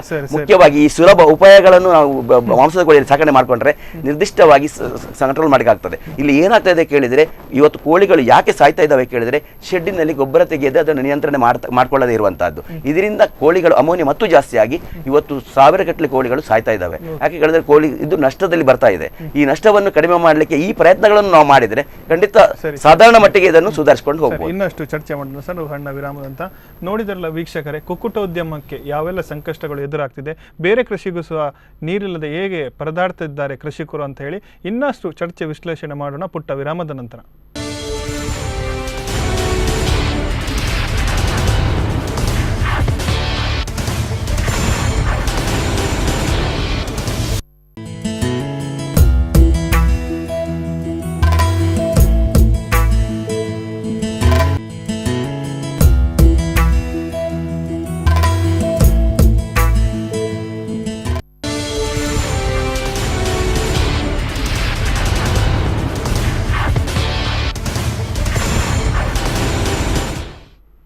ಪ್ರೈಮ್ ಟೈಮ್ ಡಿಬೇಟ್, ಈ ವಿಶೇಷ ನೇರ ಪ್ರಸಾರ ಕಾರ್ಯಕ್ರಮ ಮತ್ತೊಮ್ಮೆ ಸ್ವಾಗತ ವೀಕ್ಷಕರೇ. ಕೃಷಿಯಲ್ಲಿ ಯಾವೆಲ್ಲ ತೊಂದರೆಗಳನ್ನು ಅನುಭವಿಸ್ತಾ ಇದ್ದೀವಿ ಅಂತ ಹೇಳಿ ಮಾತಾಡ್ತೀವಿ. 3 ಕೃಷಿಕರು ಅತಿಥಿಗಳು ನಮ್ಮೊಂದಿಗೆ ಸ್ಟುಡಿಯೋದಲ್ಲೇ, ಮತ್ತೊಮ್ಮೆ ಅವರನ್ನು ನಾನು ಆತ್ಮೀಯವಾಗಿ ಸ್ವಾಗತ ಮಾಡ್ತೇನೆ. ನಾನು ಮತ್ತೊಮ್ಮೆ ರವೀಂದ್ರ ಗುಜ್ಜರ್ ಬೆಟ್ಟ ಅವರು ಕೇಳಲಿಕ್ಕೆ ಇಷ್ಟಪಡ್ತೇನೆ ಸರ್. ಒಂದು ಗಿಡಕ್ಕೆ ಇಷ್ಟೇ ನೀರು ಬೇಕು, ಮತ್ತೊಂದು ಗಿಡಕ್ಕೆ ಇಷ್ಟೇ ನೀರು ಬೇಕು, ಒಂದು ಪ್ರಮಾಣ ಇರ್ತದೆ ಸರ್. ಅಂದರೆ ಒಂದು ಕೃಷಿಗೆ ಒಂದು ಇಷ್ಟೇ ನೀರಿನ ಪ್ರಮಾಣ. ಒಂದು ಸಾಧಾರಣವಾಗಿ ಇತ್ತೀಚಿನ ದಿನಗಳಲ್ಲಿ ಒಂದು ಕೃಷಿ ಭೂಮಿಗೆ ಎಷ್ಟು ನೀರು ಬೇಕಾಗುತ್ತದೆ, ಹಾಗೆ ಈಗ ಇರುವಂಥ ಪರಿಸ್ಥಿತಿಯಲ್ಲಿ ಎಷ್ಟು ನೀರು ಇದೆ ತಮ್ಮಲ್ಲಿ? ಹಾಗೆ ಈಗ ಇದನ್ನು ಸ್ವಲ್ಪ ಹೇಳೋದು ಕಷ್ಟ, ಯಾಕಂತ ಹೇಳಿದ್ರೆ ನಮ್ಮ ಇದು ಕೃಷಿಯಲ್ಲಿ ಒಂದು ಲಿಮಿಟೆಡ್ ಗಿಡಗಳಿರುವುದಲ್ಲ, ಬೇರೆ ಬೇರೆ ಇದೆ. ಅದರಲ್ಲಿ ವಾಣಿಜ್ಯ ಬೆಳೆಗಳಿವೆ, ಬೇರೆ ಥರದ ಬೆಳೆಗಳಿವೆ. ಈಗ ನಮ್ಮ ರೈತರು, ಈಗ ನಾರಾಯಣ ಉಡುಪರು ಮೊದಲು ಹೇಳಿದರು, ನಾವು ವೈಜ್ಞಾನಿಕವಾಗಿ ಕೃಷಿ ಮಾಡಿದರೆ ನಷ್ಟ ಇಲ್ಲ ಅಂತ ಹೇಳ್ಕೊಂಡು, ನಮ್ಮ ರೈತರು ಏನು ಮಾಡ್ತಾ ಇದ್ರು ಅಂತ ಹೇಳಿದ್ರೆ, ಹಿಂದಿನ ಕಾಲದಲ್ಲಿ ನೀರಿನ ಅಭಾವ ಇದ್ದ ಕಾಲದಲ್ಲೂ ಅಥವಾ ನೀರಿತ್ತು, ಆದರೆ ನೀರನ್ನು ಪಂಪಿಂಗ್ ಮಾಡುವ ವ್ಯವಸ್ಥೆ ಮ್ಯಾನ್ಯುವಲ್ ಇತ್ತು. ಈಗಿನಾಗೆ ಪಂಪಿಂಗ್ ಅಂದ್ರೆ ವಿದ್ಯುತ್ ಚಾಲಿತ ಪಂಪ್ಗಳು ಇರಲಿಲ್ಲ ಆ ಕಾಲದಲ್ಲಿ ಬಳಸ್ತಿದ್ದಂತು. ಆಗ ಮಿತಿಯಲ್ಲಿ ಬಳಸ್ತಾ ಇದ್ರು. ಆದ್ರೆ ಈಗ ಏನಾಯ್ತು, ಯಥೇಚ್ಛವಾಗಿ ಬಳಸಲಿಕ್ಕೆ ಪಂಪಿಂಗ್ ವ್ಯವಸ್ಥೆ ಬಂದಿರೋ ಕಾರಣಕ್ಕೆ ಸಿಕ್ಕಾಪಟ್ಟೆ ಬಳಸ್ತಾ ಇದ್ದಾರೆ. ಅದರಿಂದಾಗಿ ನೀರಿನ ನಿರ್ವಹಣೆ ಯಾವ್ದಕ್ಕೆ ಎಷ್ಟು ಮಾಡ್ಬೇಕಂತ ಖಂಡಿತ ಗೊತ್ತಿಲ್ಲ. ಈಗ ಒಬ್ರು ತರಕಾರಿ ಬೆಳೆದಿದ್ರೆ ಅವರು ಒಂದು ಗಿಡಕ್ಕೆ ಬಹುಶಃ ಒಂದು ದಿನದ ಮಟ್ಟಿಗೆ ಹೇಳ್ಬೇಕಾದ್ರೆ 1 ತಂಬಿಗೆ ಅಷ್ಟು ನೀರು, ಅಂದ್ರೆ ಒಂದು ಅರ್ಧದಿಂದ 1 ಲೀಟರ್ ಬಳಸಿದ್ರೆ ಸಾಕಾಗ್ತದೆ. ಶ್ರೀನಿವಾಸ್ ಭಟ್ರು ಆವಾಗ ಒಂದು ವಿಷಯ ಹೇಳಿದ್ರು, ಅಂದ್ರೆ ನೀರಿನ ಬಳಕೆ ನಾವೇನು ಗಿಡಗಳಿಗೆ ಬಳಸ್ತಿದ್ರೆ ಅದು ಎಲ್ಲವನ್ನ ಬಳಸ್ಕೊಳ್ಳೋದಿಲ್ಲ, ಅದು ಸ್ವಲ್ಪ ಪ್ರಮಾಣ ಸಾಕಾಗುತ್ತೆ. ಉಳಿದದ್ದು ನಮ್ಮ ಆತ್ಮತೃಪ್ತಿಗಾಗಿ ಮಾತ್ರ ಬಳಸ್ತಾ ಬಿಟ್ರೆ ಅದು ಎವಾಪರೇಟ್ ಆಗಿ ಅಥವಾ ಆವೇಗ ಹೋಗುತ್ತೆ. ಈಗ ಕೆಲವರನ್ನು ನೀವು ನೋಡಿದ್ರೆ ತೆಂಗಿನ ಕಟ್ಟೆ ಒಂದು 10 ಫೀಟ್ ಡಯ ಮಾಡಿಟ್ಟಿರ್ತಾರೆ, ಅದರಲ್ಲಿ ಆ ಕಟ್ಟೆ ತುಂಬುವಷ್ಟು ನೀರು ಬಿಡ್ತಾರೆ. ನಿಜಕ್ಕೂ ಅದು ಅಷ್ಟು ಉಪಯುಕ್ತ ಇದೆಯಾ ಕೇಳಿದ್ರೆ ಖಂಡಿತ ಇಲ್ಲ. ಅದೇ ನಾವು ಡ್ರಿಪ್ ಅನ್ನು ಬಳಸಿದಾಗ ನಾವು ಬಳಕೆ ಮಾಡುವಂಥದ್ದು ಸಾಧಾರಣ ಮಟ್ಟಿಗೆ ಒಂದು ಗಿಡ ಇರ್ತದೆ, ತೆಂಗಿನ ಗಿಡ ಮತ್ತು ತೆಂಗಿನ ಮರ, ಅದಕ್ಕೆ ನೀರು ಕೊಡೋದು ಕೂಡ ವ್ಯತ್ಯಾಸ ಮಾಡಲೇಬೇಕಾಗುತ್ತೆ. ಈಗ ದಿನ ಪ್ರತಿ ನೀರು ಕೊಡ್ತೀವಿ ಆದರೆ ಒಂದು ತೆಂಗಿನ ಸಸಿಗೆ ಬಹುಶಃ 1 ಕೊಡಪನದಷ್ಟು ನೀರು ಕೊಟ್ಟರು ಸಾಕಾಗ್ತದೆ. ಅದೇ ತೆಂಗಿನ ಮರ ಆದ್ರೆ ಸಾಧಾರಣ ಮಟ್ಟಿಗೆ ಒಂದು 10 ಕೊಡಪನದಷ್ಟು ನೀರು ಕೊಡ್ಬೋದು. ಅದು ಪ್ರತಿನಿತ್ಯ ಕೊಡಬೇಕಾದ ಅವಶ್ಯಕತೆ ತೆಂಗಿನ ಮರಕ್ಕೆ ಮತ್ತೆ ತೆಗೆದುಕೊಳ್ಳುವ ಸಾಮರ್ಥ್ಯಕ್ಕೆ ತಕ್ಕಂತೆ ನಾವು ಅದನ್ನು ಬಳಸಬೇಕಾಗುತ್ತೆ. ಅದನ್ನ ಆಗ್ಲೇ ಹೇಳಿದ್ರೆ ತರಕಾರಿಗೆ ನಾವು ಜಾಸ್ತಿ ನೀರು ಬಳಸುವಂತ ಅವಶ್ಯಕತೆ ಇಲ್ಲ, ಆದ್ರೆ ಭತ್ತದ ಕೃಷಿಯಲ್ಲಿ ಮಾತ್ರ ಸ್ವಲ್ಪ ನೀರಿನ ಅವಶ್ಯಕತೆ ಇರುತ್ತೆ. ಅದರ ತಳಿಯ ಮೇಲೆ ಡಿಪೆಂಡ್ ಆಗಿ ಸ್ವಲ್ಪ ಮಟ್ಟಿಗೆ ನೀರನ್ನ ಹೆಚ್ಚು ಕಡಿಮೆ ಮಾಡುವ ಅವಶ್ಯಕತೆ ಇರುತ್ತೆ. ಹಾಗಂತ ಹೇಳ್ಕೊಂಡು ಅದನ್ನ 24 ಗಂಟೆ ನೀರು ನಿಲ್ಲಿಸುವಂತ ಅವಶ್ಯಕತೆ ಖಂಡಿತ ಇರೋದಿಲ್ಲ. ಇದನ್ನ ನಾವು ಗಮನಿಸ್ಕೊಳ್ಬೇಕಾಗುತ್ತೆ. ಸರಿ. ನಾನು ನಾರಾಯಣ ತಾವು ಹೈನುಗಾರಿಕೆಯನ್ನು ಮಾಡ್ಕೊಂಡು ಬಂದ ಇವರು ಒಂದು ಕುಕ್ಕುಟೋದ್ಯಮ ಕೋಳಿ ಸಾಕಣೆ ಬಗ್ಗೆ ಇತ್ತೀಚಿನ ನೋಡಬೇಕಾದ್ರೆ ದನಕರುಗಳಿಗೆ ಸಹ ನೀರು ಬೇಕು, ಅಕ್ಕಚ್ಚೋ ಇನ್ನೇನೋ ಕೊಡುವುದಿದೆ. ಅಲ್ಲಿ ಕೂಡ ನಾವು ಕೆಲವು ಕಡೆ ಗಮನಿಸಿದ್ರೆ ದನಕರುಗಳು ನೀರಿಲ್ಲದೆ ಪರದಾಡುವಂತ ಸ್ಥಿತಿ. ಇದರ ಬಗ್ಗೆ ತಾವು ಹೇಳಿದ್ದೀರಾ? ದನಕಳಿಗಳಿಗೆ ಯಥೇಚ್ಛ ನೀರು ಬೇಕು, ಹೌದು. ಆದರೆ ತಂಪಿನ ವಾತಾವರಣ ಇದ್ದರೆ ಅದಕ್ಕೆ ಅಷ್ಟಾಗಿ ನೀರು ಬೇಕಾಗಿರೋದಿಲ್ಲ. ಸಾಧಾರಣ ನಾವು ಬೆಳಿಗ್ಗೆ ಬೇಗ 7 ಗಂಟೆ ಒಳಗಡೆ 7 ಗಂಟೆಯಿಂದ ಒಂದು 10-10:30 ಒಳಗೆ ಅದಕ್ಕೆ ಮೇವಿಗೆ ಹೊರಗೆ ಕಟ್ಟಿದರೆ, ಅದು 10-10:30 ಒಳಗೆ ಒಂದು ಮರದ ನೆರಳಲ್ಲಿ ಕಟ್ಟಿದರೆ ನೀರಿನ ಅಂಶವನ್ನು ಹೆಚ್ಚು ಅದು ತೆಗೊಳ್ಳೋದಿಲ್ಲ. ಅದು ಬೇಕಾದಷ್ಟೇ. ಅದು ಉತ್ತಮ ತಳಿಗಳಾದರೆ ಅದು ಮನೆಯಲ್ಲೇ ಅದನ್ನು ಫ್ಯಾನ್ ಇತ್ಯಾದಿಗಳನ್ನು ಬಳಸಿ ಅದನ್ನು ನಾವು ಇದನ್ನು ಮಾಡ್ತೇವೆ. ಅದೇ ಊರಿನ ತಳಿಗಳಾದರೆ ನಾವು ಹೊರಗೆ ಕಟ್ಟುವಾಗ ಅದಕ್ಕೆ ಯಥೇಚ್ಛವಾಗಿ ನೀರು ಅದು ಎಷ್ಟು ಬೇಕೋ ಅಷ್ಟೇ ತಗೊಳ್ತದೆ. ಸುಮ್ಮನೆ ಅದರ ಮೇಲೆ ಕೊಡೋದು, ಅದಕ್ಕೆ ಕೊಟ್ಟರೆ ಅದು ಹೆಚ್ಚು ನೀರು ಕುಡಿದ್ರೂ ಈ ಬಿಸಿಯ ಸೆಕೆಗಾಲದಲ್ಲಿ ಅದು ಗಂಜಲವನ್ನು ನೀರಾಗಿ ಹಾಕುವ ಸಾಧ್ಯತೆಗಳು ಉಂಟು. ಹಾಗಾಗಿ ಅದು ಏನು ಅಂತ ಹೇಳಿದರೆ ಈ ಹೊತ್ತಿನಲ್ಲಿ ಅದಕ್ಕೆ ಸಮಯಕ್ಕೆ ಸರಿಯಾಗಿ ದಿನಕ್ಕೆ 3-4 ಬಾರಿ ನೀರನ್ನು ಕೊಟ್ಟರೆ, ನೀರಿನ ಸಮ ಪ್ರಮಾಣವನ್ನು ಕೊಟ್ಟರೆ ದನಗಳಿಗೆ ಬೇಕಾದಷ್ಟು ಸಾಕಾಗ್ತದೆ. ಆದರೆ ಏನಾಗಿದೆ ಅಂತ ಈಗಿನ ವಾತಾವರಣದಲ್ಲಿ ದನಗಳಿಗೆ ಆ ಬಿಸಿಲನ್ನು ತಡೆದುಕೊಳ್ಳುವ ಶಕ್ತಿ ಕಡಿಮೆ ಆಗಿದೆ. ಅದು ಅನೇಕ ಕಾರಣಗಳಿಂದ ಇರ್ಬೋದು. ಹುಲ್ಲು ಮೇಯುವ ಹೊರಗೆ ಹೋದಂಥ ದನಗಳು ಏನು ಮೇಯ್ತವೆ ಅಂತೇಳಿ ನಮಗೆ ಗೊತ್ತಾಗೋದಿಲ್ಲ. ಇತ್ತೀಚೆಗಷ್ಟೇ ನಮ್ಮದೊಂದು ಒಳ್ಳೆಯ ದನ ಇದಾಯಿತು. ಅದು ನೋಡುವಾಗ ಅದು ಆ ಬಿಸಿಲಿನ ತಾಪ ತಾಳಲಾರದೆ, ಹಾಗೆಯೇ ತಿನ್ನುವಾಗ ಅದೊಂದು ಕ್ಯಾಸ್ಟ್ರಾಲ್ ಅಂತ ಹೇಳಿ ಒಂದು ಗಿಡ ಇದೆ, ಅದು ಕಾಯಿಗಳನ್ನು ತಿಂದಕೊಳ್ಳಿ ಅದು ಬೇರೆ ಸಮಯದಲ್ಲಿ ವಿಷ ಆಗುವುದಿಲ್ಲ. ಈ ಬಾರಿ ಅದು ಈ ಬಿಸಿಲಿನ ತಾಪಕ್ಕಾಗಿ ಅದು ವಿಷವಾಗಿ ಇದಾಯಿತು ಅದಕ್ಕೆ ದನಕ್ಕೆ. ಹಾಗಾಗಿ ಅದನ್ನು ನಾವು ಪೋಸ್ಟ್ ಮಾರ್ಟಮ್ ಮಾಡಿ ನೋಡುವಾಗ ಅದರದ್ದು ವಿಚಾರ ಗೊತ್ತಾಯಿತು. ಯಾಕೆ ಹೇಳಿದ್ರೆ ಅದು ಯಾಕೆ ಸತ್ತಿದೆ ಅಂತ ಹೇಳೋದು ನಮಗೆ ಮುಖ್ಯ ಬೇಕಾಗಿದೆ. ಪೋಸ್ಟ್ ಮಾರ್ಟಮ್ ಮಾಡುವಾಗ ಅದು ಕ್ಯಾಸ್ಟ್ರಾಲ್ ಅಂತ ಹೇಳಿದ್ರೆ ಹರಳೆಣ್ಣೆ ಮಾಡುವಂಥ ಅದು ಮನುಷ್ಯನಿಗೆ ಉತ್ತಮವಾದಂತಹ ಅದರದ್ದು ಇದು. ಆ ಹರಳೆಣ್ಣೆಯ ಬೀಜವನ್ನು ನಾವು ಕಷಾಯ ಮಾಡಿ ಕುಡಿದು ನಮ್ಮ ಹಿಂದಿನ ಆಯುರ್ವೇದದ ಇದರಲ್ಲಿ ಹೊಟ್ಟೆಯನ್ನು ಶುದ್ಧೀಕರಣ ಮಾಡುವಂಥದ್ದು ಒಂದು ಇದು ಉಂಟು. ಹಾಗೆ ಅದರ ಬೇರನ್ನು ಕಷಾಯ ಮಾಡಿದರೆ ಮೈಕೈ ಬೆನ್ನು ನೋವು, ಮೈಕೈ ನೋವು ಅದಕ್ಕೆ ಒಳ್ಳೆ ಉತ್ತಮ ರಾಮಬಾಣ. ಆದ್ರೆ ದನಗಳಿಗೆ ಅದು ವಿಷಕಾರ. ಅದರ ಎಲೆ ತಿಂದ್ರೆ ವಾತಾವರಣ ಈ ಬಿಸಿಯ ತಾಪಮಾನಕ್ಕೆ ಅದು ವಿಷವಾಗಿ ಪರಿಣಾಮ ಬೀರ್ತದೆ. ಹಾಗಾಗಿ ದನಗಳಿಗೆ ನೀರಿನ ಅವಶ್ಯಕತೆ ಎಷ್ಟು ಬೇಕಾ, ಜನ ಏನು ಮಾಡ್ತಾರೆ ಅಂತ ಹೇಳಿ ಅದು ಕುಡಿತದೆ ಅಂತ ತುಂಬ ಕೊಡುತ್ತದೆ ಸಮಯಕ್ಕೆ. ಅದಕ್ಕೆ ಬೆಳಿಗ್ಗೆ ಮಧ್ಯಾಹ್ನ ಬಿಸಿಲಿನ ಬಂದ ಕೂಡಲೇ ಒಂಚೂರು ಮೈಗೆ ನೀರು ಹಾಕಿದ್ರು ಸಾಕು, ತುಂಬ ತಂಪಾಗಿ. ಅದು ಬಿಸಿಯಾದ ಇದಾದಾಗ ಮಾತ್ರ ಅಷ್ಟೇ ನಾವು ಅದನ್ನು ಮಾಡಬೇಕಷ್ಟೇ ಹೊರತು ತುಂಬ ಯಥೇಚ್ಛ ನೀರನ್ನು ಕೊಡಬೇಕಾದ ಅವಶ್ಯಕತೆ ದನಗಳಿಗೂ ಇಲ್ಲ. ನಾವು ಗಿಡ ಮರಗಳಿಗೂ ಅಷ್ಟೇ. ನೀವು ಸಾಧಾರಣ ನಿಮ್ಮ ಮನೆಯಲ್ಲಿ ಸಣ್ಣ ತೋಟ ಇದ್ದರೂ ಹೂವಿನ ಗಿಡವೇ ನೋಡಿ, ಮಧ್ಯಾಹ್ನಕ್ಕೆ 1 ಗಂಟೆ ಅಥವಾ 2 ಗಂಟೆ ಹೊತ್ತಿಗೆ ತಲೆಯನ್ನು ಬಾಗಿಸಿದ್ದಿದ್ರೆ ಅದಕ್ಕೆ ನೀರಿನ ಅವಶ್ಯಕತೆ ಉಂಟು ಅಂತ ಲೆಕ್ಕ. ತಲೆ ಎತ್ತಿ ನಿಂತಿದೆ ಅಂತ ಹೇಳಿದ್ರೆ ನೀರಿನ ಅವಶ್ಯಕತೆ ಬೇಡ. ಒಂದು ಗಿಡಕ್ಕೆ 3 ದಿನಕ್ಕೆ ಒಮ್ಮೆ ನೀರು ಕೊಟ್ಟರು ಸಾಕಾಗ್ತದೆ. ದಿನಾ ನೀರು ಕೊಡಬೇಕು ಅಂತಲ್ಲ, ದಿನ ನೀರನ್ನು ಕೊಡುವುದು ನಮ್ಮ ಆತ್ಮತೃಪ್ತಿಗಾಗಿ. ಹೂವಿನ ಗಾರ್ಡನ್ಗೆ ನೀರು ಬಿಡದಿದ್ರೆ ನಮಗೆ ಒಂಥರ ಏನೋ ಒಂದು ತಪ್ಪು ಮಾಡಿದ ಹಾಗೆ ಅನಿಸ್ತದೆ. ಆ ಸಮ ಪ್ರಮಾಣದಲ್ಲಿ ಸ್ವಲ್ಪ ನೀರನ್ನು ನೀವು ದಿನ ಕೊಟ್ಟರು ತೊಂದರೆ ಇಲ್ಲ. ಕೆಲವರು ಸರಿಯಾಗಿ ಬಿಡಿಸ್ತಾರೆ. ಅದು ಏನು ಮಾಡಬೇಕು ಅಂತ ಹೇಳಿದ್ರೆ ಗಿಡದ ಸುತ್ತ ಒಂದು ತರಗೆಲೆಗಳು, ಅದು ಮಲ್ಚಿಂಗ್ ಅಂತ ಹೇಳ್ತಾರೆ. ಆ ಪ್ಲಾಸ್ಟಿಕ್ ಶೀಟ್ ಇರ್ಬೋದು ಅಥವಾ ತರಗೆಲೆ, ಆ ನೀರು ಆವಿಯಾಗಿ ಹೋಗದಾಗಿ ಅದನ್ನು ನಾವಲ್ಲಿ ತಡಿಬೇಕು. ಆ ನೀರು ಆವಿ ಆಗದೆ ಇಲ್ಲಿ ಉಳಿತು ಅಂತಾದರೆ 3 ದಿನಕ್ಕೆ ನೀರು ಬೇಕು ಅಂತಿಲ್ಲ ಒಂದು ಗಿಡಕ್ಕೆ. ಮಲ್ಲಿಗೆ ಕೃಷಿ ಇರ್ಬೋದು, ತೆಂಗಿನ ತೋಟ ಇರ್ಬೋದು. ನಮ್ಮ ಮನೆಯಲ್ಲಿ ಈಗ ಪ್ರತಿದಿನ ಇಲ್ಲಿ ಹತ್ತಿರದ ವಾರ್ಡಿಗೆ ಬೇಕಾಗುವಲ್ಲಿಗೆ ನೀರು ತಗೊಂಡು ಹೋಗ್ತಾರೆ. 2 ದಿನಕ್ಕೊಮ್ಮೆ ನಾನು ತೋಟಕ್ಕೆ ನೀರು ಕೊಡೋದು. 2 ದಿನಕ್ಕೆ ಒಮ್ಮೆ ಇವರಿಗೆ ನಮ್ಮ ಇಲ್ಲಿಯ ನಗರಸಭೆಯವರ ಕಾರ್ಪೊರೇಷನ್ ಅವರು ಬಂದು ನಮ್ಮ ವಾರ್ಡ್ ಚಿಟ್ಪಾಡಿ ವಾರ್ಡ್ನವರೇ ಬಂದು ನೀರನ್ನು ತಗೊಂಡು ಹೋಗ್ತಾರೆ. ಅಂದರೆ ನಾವು ಕೃಷಿಕರಾದ್ರಿಂದ ನಾವು ಬದುಕುದಲ್ಲ, ನಮ್ಮವರು ಬದುಕಬೇಕು ಎನ್ನುವಂಥ ಧ್ಯೇಯವನ್ನು ಇಟ್ಕೊಂಡವ್ರು. ಹಾಗಾಗಿ ಅವರಿಗೆಲ್ಲ ಟ್ಯಾಂಕರಿಂದ ಬಂದು 9,000 ಲೀಟ್ರ್ ಒಂದು ಎರಡು ದಿನಕ್ಕೊಮ್ಮೆ ಅವರಿಗೆ ಯಾವಾಗ ಬೇಕು ಕೇಳ್ಕೊಂಡು ಅವರಿಗೆ ಬೇಕಾದಾಗೆ ನಾವು ತೋಟವನ್ನು ಆದರೂ ಆ ತೋಟ ನಾವು ಇದು ಕಮರ್ಷಿಯಲಿ ಆಗಿ ಆ ರೀತಿಯಾಗಿ ನಾವು ತೋಟವನ್ನು ಬೆಳೆಸಿರೋದು. ಅದರಲ್ಲಿ ಅದು ನಮ್ಮನ್ನು ಸಾಕಬೇಕು. ನಾವು ಏನು ಒಂದು ತೋಟವನ್ನು 7-8 ವರ್ಷ ಸಾಕ್ತೇವೋ ಆ ಖರ್ಚನ್ನು ಅದು ನಮಗೆ ಕೊಡಬೇಕಾಗ್ತದೆ. ಆ ರೀತಿಯಾಗಿ ಅದಕ್ಕೆ ಆ ನೀರನ್ನು ಅದಕ್ಕೆ ಸಮ ಪ್ರಮಾಣದಲ್ಲಿ ಮೈಕ್ರೋ ಸ್ಪ್ರಿಂಕ್ಲರ್ ಜೆಟ್ ಎಲ್ಲ ಇದೆ, ಅದರಲ್ಲಿ ನಿಯಮಿತವಾಗಿ ನೀರು ಕೊಟ್ಟು ಈ ತರಗಲೆಗಳನ್ನೆಲ್ಲ ಅದಕ್ಕೆ ಮುಚ್ಚುವುದರಿಂದ ನೀರು ಇವಾಪರೇಟ್ ಆಗುವ ಸಾಧ್ಯತೆ ಕಡಿಮೆ. ನೀರಿಗೆ ಅಲ್ಲಿ ಬುಡ ತಂಪಿದ್ರೆ ತಲೆ ತಂಪಿರ್ತದೆ.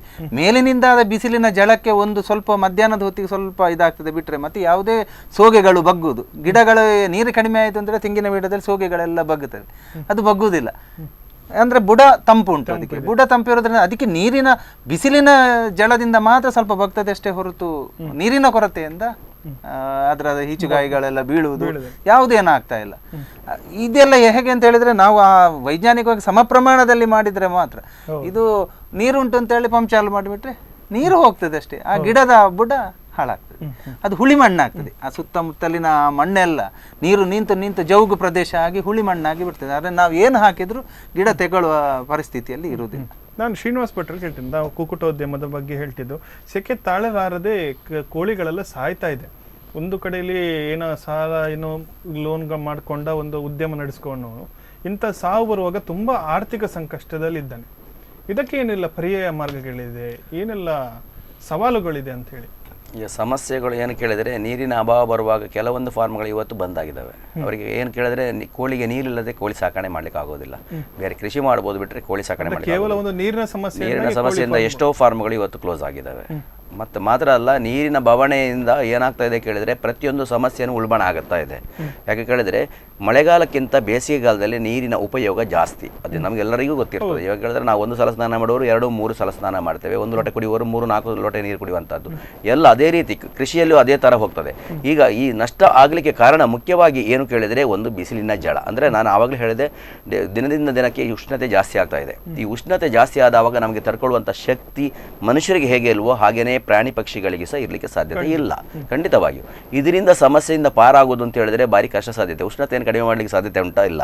ನಾವು ಹಾಗಾಗಿ ನಾನು ಆವಾಗ ಹೇಳಿದಂಥದ್ದು ಉಷ್ಣತೆಯನ್ನು ಕಡಿಮೆ ಮಾಡಲಿಕ್ಕೆ ಫ್ಯಾನು ನೀರಿನ ಒಂದು ವ್ಯವಸ್ಥೆ ಹೇಳಿದೆ. ಇದನ್ನು ಮಾಡಿಕೊಂಡು ಕಡಿಮೆ ಮಾಡ್ಕೊಳ್ಳೋದೇ ವಿನಃ ಬೇರೆ ಯಾವುದೇ ರೀತಿಯಲ್ಲಿ ಪರ್ಯಾಯ ಮಾರ್ಗಗಳಿಲ್ಲ. ಮುಖ್ಯವಾಗಿ ಏನು ಕೇಳಿದರೆ ಮರ ಗಿಡಗಳನ್ನು ಬೆಳೆಸುವಂಥ ಪ್ರಯತ್ನಗಳನ್ನು ಕುಕ್ಕುಟ ಉದ್ಯಮದಾರರು ಮಾಡಬೇಕು. ಯಾಕೆ ಹೇಳಿದ್ರೆ ಫಾರ್ಮಿನ ಸೈಡ್ನಲ್ಲಿ ಕೆಲವೊಂದು ಸಣ್ಣ ಗಿಡ್ಡ ಮರಗಳನ್ನು ನಡ್ಕೊಳ್ಳುವಂಥ ಪ್ರಯತ್ನಗಳನ್ನು ಮಾಡಬೇಕಾಗ್ತದೆ. ಇಲ್ಲದಿದ್ದರೆ ಕೇವಲ ಶೆಡ್ಡನ್ನು ಮಾತ್ರ ಕಟ್ಟಿದರೆ ಮರ ಕಡಿದು ಅದು ಸಕ್ಸಸ್ ಆಗೋದಿಲ್ಲ. ಇದು ಮುಖ್ಯವಾಗಿ ಇವತ್ತು ಅರಣ್ಯ ನಾಶ ಮಾಡುವಾಗ ನಾವು ಒಂದು ಸವಾಲು ಹಾಕಬೇಕು. ಯಾಕೆ ಹೇಳಿದ್ರೆ ಒಂದು ಮರ ಕಡಿಯುವಾಗ 2 ಮರ ನೆಡಿ ಅಂತ ಹೇಳುವಂಥ ಒಂದು ಏನು ಇದೆ ಅದು ಸ್ಪಷ್ಟವಾಗಿ ಈಗ ಗೊತ್ತಾಗ್ತಾ ಇದೆ ಜನರಿಗೆ. ಇವತ್ತು ನಿಮಗೆ ಏನು ಕೇಳಿದ್ರೆ ಎಷ್ಟು ಬಸವಳಿದ್ರು ಒಂದು ದೊಡ್ಡ ಮರದ ಕೆಳಗಡೆ ಹೋಗಿ ನಿಲ್ಲಿ, ಇಮಿಡಿಯೇಟ್ ಆಗಿ ನಿಮಗೆ ಒಂದು ಸಲಕ್ಕೆ ಎಲ್ಲ ನಿವಾರಣೆ ಆಗ್ತದೆ. ಇಂಥ ಸ್ಥಿತಿಯನ್ನು ನಾವು ಇವತ್ತು ನಗರ ಇರಲಿ ಗ್ರಾಮೀಣ ಪ್ರದೇಶದಲ್ಲೇ ಇರಲಿ ಸಮರ್ಪಕವಾಗಿ ನೋಡಬೇಕಾಗ್ತದೆ. ಇಲ್ಲ ಅಂತ ಹೇಳಿದ್ರೆ ಖಂಡಿತ ಆಗೋದಿಲ್ಲ. ನೀರಿನ ಕೊರತೆ ಬರುವಾಗ ನಾವು ಏನು ಮಾಡ್ತೇವೆ ಕೇಳಿದರೆ ಆಹು ಅಂತೇವೆ. ಖಂಡಿತ ಈಗ ನೀರಿನ ಕೊರತೆ ಅಲ್ಲ, ನೀರಿನ ಕೊರತೆಯನ್ನು ಹೇಗೆ ಕಡಿಮೆ ಸರಿ ಮಾಡ್ಬೋದು ಅಂತ ಹೇಳುವ ಬಗ್ಗೆ ತಿಳುವಳಿಕೆ ನಮ್ಮೆಲ್ಲರಲ್ಲಿ ಸಹ ಬೇಕಾಗ್ತದೆ. ಎಲ್ಲ ನಾಗರಿಕರಲ್ಲಿ, ಕೃಷಿಕರಲ್ಲಿ ಮಾತ್ರ ಅಲ್ಲ. ನಾವು ಕೃಷಿಕರು ಏನು ಮಾಡಬೇಕು ಕೇಳಿದ್ರೆ ನೀರು ಇಂಗಿಸುವಂಥ ಪ್ರಕ್ರಿಯೆ ಇದಕ್ಕೆ ಹೆಚ್ಚಿನ ಒತ್ತು ಕೊಡಬೇಕಾಗ್ತದೆ. ಏನು ಮಾಡಬೇಕು ಕೇಳಿದ್ರೆ ಮಳೆಗಾಲದಲ್ಲಿ ನಮಗೆ ಕೆಲವು ದಿನ 100 ಮಿಲಿಮೀಟರ್ 80 ಮಿಲಿಮೀಟರ್ ಮಳೆ ಬರ್ತದೆ. ನಮ್ಮ ಕೃಷಿ ಪ್ರದೇಶದಲ್ಲಿ ನಾವು ಇವತ್ತು ಮುಂಚೆ ಏನು ಮಾಡ್ತಾ ಇತ್ತು ಕೇಳಿದ್ರೆ 3 ಬೆಳೆಗಳನ್ನು ಬೆಳೀತಿರುವಾಗ ಕಾರ್ತಿ ಅಥವಾ ಉದ್ದು ಅಥವಾ ದ್ವಿದಳ ಧಾನ್ಯ ಬೆಳ್ಕೊಂಡು ಮತ್ತೆ ಕೊಳಕೆ ಮಾಡ್ತಾ ಇತ್ತು. ಇಮಿಡಿಯೇಟ್ ಆಗಿ ನೀರು ಇಂಗಿ ಬತ್ತಿ ನಮಗೇನು ಓಪನ್ ವೆಲ್ಲಿನಲ್ಲಿ ತೆರೆದ ಬಾವಿಯಲ್ಲಿ ಸಾಕಷ್ಟು ಪ್ರಮಾಣದಲ್ಲಿ ನೀರು ಸಿಗ್ತಾ ಇತ್ತು. ಅದೇ ಸ್ಥಿತಿಯನ್ನು ನಾವು ಮಾಡಬೇಕು. ನೀರು ಇಂಗಿಸುವ ಪ್ರಕ್ರಿಯೆ ಕೈ ಹಾಕಬೇಕು. ಇವತ್ತೇನು ಕೇಳಿದ್ರೆ ಮಳೆಗಾಲದ ಮೊದಲಲ್ಲಿ ಮಳೆಗಾಲದ ಕೊನೆಯಲ್ಲಿ ಏನು ನಾವು ನಮ್ಮ ಕೊಳವೆ ಬಾ ಇರ್ಬೋದು ಓಪನ್ ವೆಲ್ ಇರ್ಬೋದು ನೀರು ಇಂಗಿಸುವುದನ್ನು ನಾವು ಪ್ರಯತ್ನ ಮಾಡಿದರೆ ಈ ಸಮಸ್ಯೆಗೆ ಗೋಜೆ ಇಲ್ಲ. ಇವತ್ತು ನದಿಗಳನ್ನು ಮಾತ್ರ ನೋಡ್ತಾ ಇದ್ದೇವೆ. ನಮ್ಮಲ್ಲಿ ಎಷ್ಟು ತೆರೆದ ಬಾವಿಗಳಿದ್ದವು ಮುಂಚೆ, ಇದನ್ನೆಲ್ಲ ಮುಚ್ಚಿಬಿಟ್ಟಿದ್ದಾರೆ. ನಗರ ಪ್ರದೇಶ ಇರ್ಬೋದು ಹಳ್ಳಿಯಲ್ಲಿ ಇರ್ಬೋದು. ಯಾಕೆ ಕೇಳಿದ್ರೆ ಮುಚ್ಚಿದ್ದಾರೆ ಅಂತ ಹೇಳಿದ್ರೆ ಅದನ್ನು ಮುಂಚೆ ಅಷ್ಟು ರಿಪೇರಿಗೆ ಹೋಗ್ತಾ ಇರಲಿಲ್ಲ. ಯಾಕೆ ಹೇಳಿದ್ರೆ ನಗರದಲ್ಲಿ ಯಾಕೆ ಹೋಗೋದಿಲ್ಲ ಕೇಳಿದ್ರೆ ನಗರಸಭೆಯವರು ನೀರು ಕೊಡ್ತಾರೆ. ಹಳ್ಳಿಯಲ್ಲಿ ಯಾಕೆ ಹೋಗೋದಿಲ್ಲ ಕೇಳಿದ್ರೆ ಮುಂಚೆ ಭತ್ತ ಎಲ್ಲ ಮಾಡ್ತಾ ಇದ್ರೆ ಈಗ ತೋಟ ಬೆಳೆ ಬೆಳೀತಿದಾರಲ್ಲ ಹಾಗೆ ಮತ್ತೆ ಖರ್ಚು ಹೆಚ್ಚಾಗ್ತಾ ಇದೆ. ಇವಾಗ ನಿಮಗೆ ಮುಂಚೆ ನಾವು ಒಂದು ಬಾವಿಯ ಕೆಸರು ತೆಗಿಬೇಕು ಅಂತ ಹೇಳಿದ್ರೆ ಒಂದು 2-3 ಸಾವಿರ ಇದ್ರೆ ಸಾಕಾಗ್ತದೆ. ಈಗ 10 ಪಟ್ಟು ಹೆಚ್ಚು ಕೊಟ್ಟರು ಸಹ ಈಗ ಬಾವಿಯ ಕೆಸರು ತೆಗಿಲಿಕ್ಕೆ ಆಗೋದಿಲ್ಲ. ಆಗ ಇಳಿಯುವುದಿಲ್ಲ ಅಂತ ಹೇಳಿದ್ರೆ ಒಟ್ಟರಾಶಿ ಸಂಬಳ ಹೇಳುವಂಥದ್ದು, ಅಂದ್ರೆ ಒಟ್ಟರಾಶಿ ದುಬಾರಿ ನಾವು ವೇತನ ಕೊಡಬೇಕಾದಂಥ ಪರಿಸ್ಥಿತಿ ಇವತ್ತು ಬಂದೋದ ಇದಕ್ಕೆ. ಆದ್ದರಿಂದ ಇವತ್ತು ಆಗ್ತಾ ಇದೆ ಏನು ಕೇಳಿದ್ರೆ ಈ ಸಮಸ್ಯೆಗೆ ಉಲ್ಬಣ ಆಗದ ಹಾಗೆ ನಾನು ಪ್ರತಿ ಸಂದರ್ಭದಲ್ಲಿ ಹೇಳುವಂತದ್ದು ನೀರಿಂಗಿಸುವ ಪ್ರಕ್ರಿಯೆ ಕೈ ಹಾಕಬೇಕು. ಯಾವ ರೀತಿ ಮಾಡ್ತಿದ್ದೀವಿ ನಾವು ಏನ್ ಮಾಡ್ತೇವೆ ಕೇಳಿದ್ರೆ ನಮ್ಮಲ್ಲಿ ನನ್ನ ಕೃಷಿಯಿಂದ ಹೇಳ್ತೇನೆ. ಯಾಕೆ ಹೇಳಿದ್ರೆ ನನ್ನಲ್ಲಿ ಏಪ್ರಿಲ್ ಮೇಗೆ ಇದೇ 20 ವರ್ಷದ ಮೊದಲು ನನ್ನಲ್ಲಿ ನೀರಿರಲಿಲ್ಲ. ನಾನು ನೀರಿಂಗಿಸುವ ಪ್ರಕ್ರಿಯೆಯನ್ನು ನಾನು ಮಾಧ್ಯಮ ಇರ್ಬೋದು, ಪುಸ್ತಕ ಇರ್ಬೋದು, ಅದನ್ನು ಓದಿ ತಿಳ್ಕೊಂಡೆ. ತದನಂತರದಲ್ಲಿ ನಾನು ಏನು ಮಾಡಿದೆ ಕೇಳಿದ್ರೆ, ನಮ್ಮ ಕೊಳವೆ ಬಾವಿಗೆ ಹೇಗೆ ಮಾಡಿದೆ ಕೇಳಿದ್ರೆ 15 ಫೀಟ್ ಆಳದ 10 ಫೀಟ್ ವ್ಯಾಸದ ಬಾವಿಯನ್ನು ಮಾಡಿದೆ. ಇದಕ್ಕೆ 12 ಫೀಟ್ನಷ್ಟು ನಾವು ಕಾಟಕಲ್ಲು ತುಂಬಿಸಿದಂಥ, ನಮ್ಮ ಗುಡ್ಡದಲ್ಲಿ ಸಿಗುವಂಥ ಕಲ್ಲು ಅಥವಾ ಬಾರ್ಡರ್ಸ್ ಅನ್ನು ತುಂಬಿಸುವಂಥದ್ದು ನಾವು ಕಾಟಕಲ್ಲು ತುಂಬಿಸಿದೆ. ಮೇಲ್ಗಡೆ ಕಾಂಕ್ರೀಟ್ ಜಲ್ಲಿ ಎಲ್ಲ ಸ್ವಲ್ಪ ದೊಡ್ಡ ಜಲ್ಲಿ ಬರ್ತದೆ, ಅದನ್ನು 1 ಫೀಟ್ ತುಂಬಿಸಿದೆ. ಮತ್ತೆ ಮೇಲ್ಗಡೆ 1 ಫೀಟ್ ನಾವು ಕಾಂಕ್ರೀಟ್ ಜಲ್ಲಿ 1 ಇಂಚಿನ ಜಲ್ಲಿ ತುಂಬಿಸೋದು, ಮತ್ತೆ 1 ಫೀಟನ್ನು ಮರಳು ಹಾಕಿದ್ದು. ನಮ್ಮಲ್ಲಿ ಸಿಪೇಜ್ ಅಂತ ಹೇಳಿದ್ರೆ ಉಜಿಯ ನೀರು ಸಾಕಷ್ಟು ಪ್ರಮಾಣದಲ್ಲಿ ಬರ್ತಾ ಇರ್ತದೆ, ಎಲ್ಲಿ ಗುಡ್ಡದಲ್ಲಿ ಅಥವಾ ಎಲ್ಲ ಬರ್ತದೆ. ನಾನು ಎಲ್ಲ ನೀರನ್ನು ಏನು ಮಾಡಿದ್ದೇನೆ ಕೇಳಿದ್ರೆ ಇದರಿಂದ ಪಾಸ್ ಆಗುವಾಗ ಈಗ ಬಸ್ ಹೋಗಿದೆ. ಇದೇನಾಗ್ತದೆ, ಎಲ್ಲ ನೀರನ್ನು ಇಮಿಡಿಯೇಟ್ ಆಗಿ ಅದು ಇಂಗುತ್ತದೆ. ಎಷ್ಟು ಪರ್ಸೆಂಟ್ ಕೇಳಿದ್ರೆ 15ರಿಂದ 25% ಅಷ್ಟು ಇಂಗುತ್ತದೆ. ಈ ಇಂಗಿದ ನೀರು ಎಲ್ಲಿ ಹೋಗುತ್ತೆ ಕೇಳಿದ್ರೆ ನಮ್ಮ ಕೇಸಿಂಗ್ ಪೈಪ್ನ ಮುಖಾಂತರ ಒಳಗಡೆ ಜಲ ಮರುಪೂರಣ ಆಗುತ್ತೆ. ಇದೇ ರೀತಿ ನಮ್ಮ 9 ಎಕರೆ ಪ್ಲಾಟ್ ಇದೆ. ನಮ್ಮದು 9 ಎಕರೆ ಪ್ಲಾಟಿನ ಎಲ್ಲ ನೀರುಗಳನ್ನು ನನ್ನ ತೆರೆದ ಬಾವಿಯ ಸುತ್ತ ಬರುವ ಹಾಗೆ ಮಾಡಿದ್ದೇನೆ. ಅಲ್ಲಿ ನೀರು ಇಂಗಿ ಹೋಗ್ತದೆ. ಇವತ್ತು ತೆರೆದ ಬಾವಿಯಲ್ಲಿ ನನ್ನಲ್ಲಿ 15 ಫೀಟಿನಲ್ಲಿ ನೀರೇ ಇದೆ ಸಾಕಷ್ಟು ಪ್ರಮಾಣದಲ್ಲಿ. ಈಗ ಮೇ ತಿಂಗಳಲ್ಲಿ 15 ಫೀಟಿನಲ್ಲೇ ನೀರಿದೆ, 15 ಫೀಟಿನಲ್ಲೇ ನೀರಿದೆ, 15 ಫೀಟು ಸಹ ಇಲ್ಲ, 12 ಫೀಟ್ನಲ್ಲೇ ನೀರಿದೆ. ಅಂದ್ರೆ ನಾನು ಏನು ಮಾಡ್ತಾ ಇದ್ದೇನೆ ಕೇಳಿದ್ರೆ, ನನ್ನ ನೀರು ಬಿಟ್ಟಂಥದ್ದು ತೋಟಕ್ಕೆ ಹೋಗ್ತದೆ, ತೋಟಕ್ಕೆ ಹೋಗಿ ಬರುವುದು ಎಲ್ಲಿ ಕೇಳಿದ್ರೆ ತೆರೆದ ಬಾವಿಗೆ ಬರ್ತದೆ. ಹಾಗಾಗಿ ನನಗೆ ನೀರಿನ ಕೊರತೆ ನೀವು ಎಲ್ಲಿ ಬೇಕಾದರೂ ಇವತ್ತು ಬೇಕಾದರೂ ಬಂದು ನೋಡ್ಬೋದು ಯಾವ ಥರ ಹಸಿರು ಇದೆ ಅಂತ ಕೇಳುವಂಥದ್ದು. ಇವತ್ತು ಹಸಿರನ್ನು ನಾವು ಎಲ್ಲಿ ಬೆಳೆಸಬೇಕು ಕೇಳಿದರೆ ನೆಲದ ಮೇಲೆ ಹೊದಿಕೆಯಾಗಿ ಮಲ್ಚಿಂಗ್ ಅಂತ ಹೇಳ್ತಾರಲ್ಲ, ಈಗ ನಾರಾಯಣದಾಸ್ ಹುಡುಗರು ಹೇಳ್ತಾರಲ್ಲ, ಮಲ್ಚಿಂಗ್ ಆಗಿ ನಾವು ಈ ಹಸಿರು ಹುಲ್ಲನ್ನೇ ಬೆಳೆಸಿದ್ದೇವೆ. ನಮ್ಮ ತೋಟದಲ್ಲಿ ಎಲ್ಲಿ ಕಾಣಿದ್ರು ಸಹ ನಿಮಗೆ ಹಸಿರು ಇಲ್ಲದ ಜಾಗೆ ಕಾಣೋದಿಲ್ಲ. ನಾಳೆ ಬೇಕು ಬಂದರೂ ಬಂದು ಎಲ್ಲರೂ ನೋಡ್ಬೋದು. ಯಾಕೆ ಹೇಳ್ತೇನೆ ಕೇಳಿದರೆ, ಈ ಥರ ಇದ್ದಾವಾಗ ನೀರಿನ ಈ ಆಪರೇಷನ್ ಆಗೋದಿಲ್ಲ, ಗಿಡದ ಬುಡ ಒಣಗಲಿಕ್ಕೆ ಬಿಡೋದಿಲ್ಲ.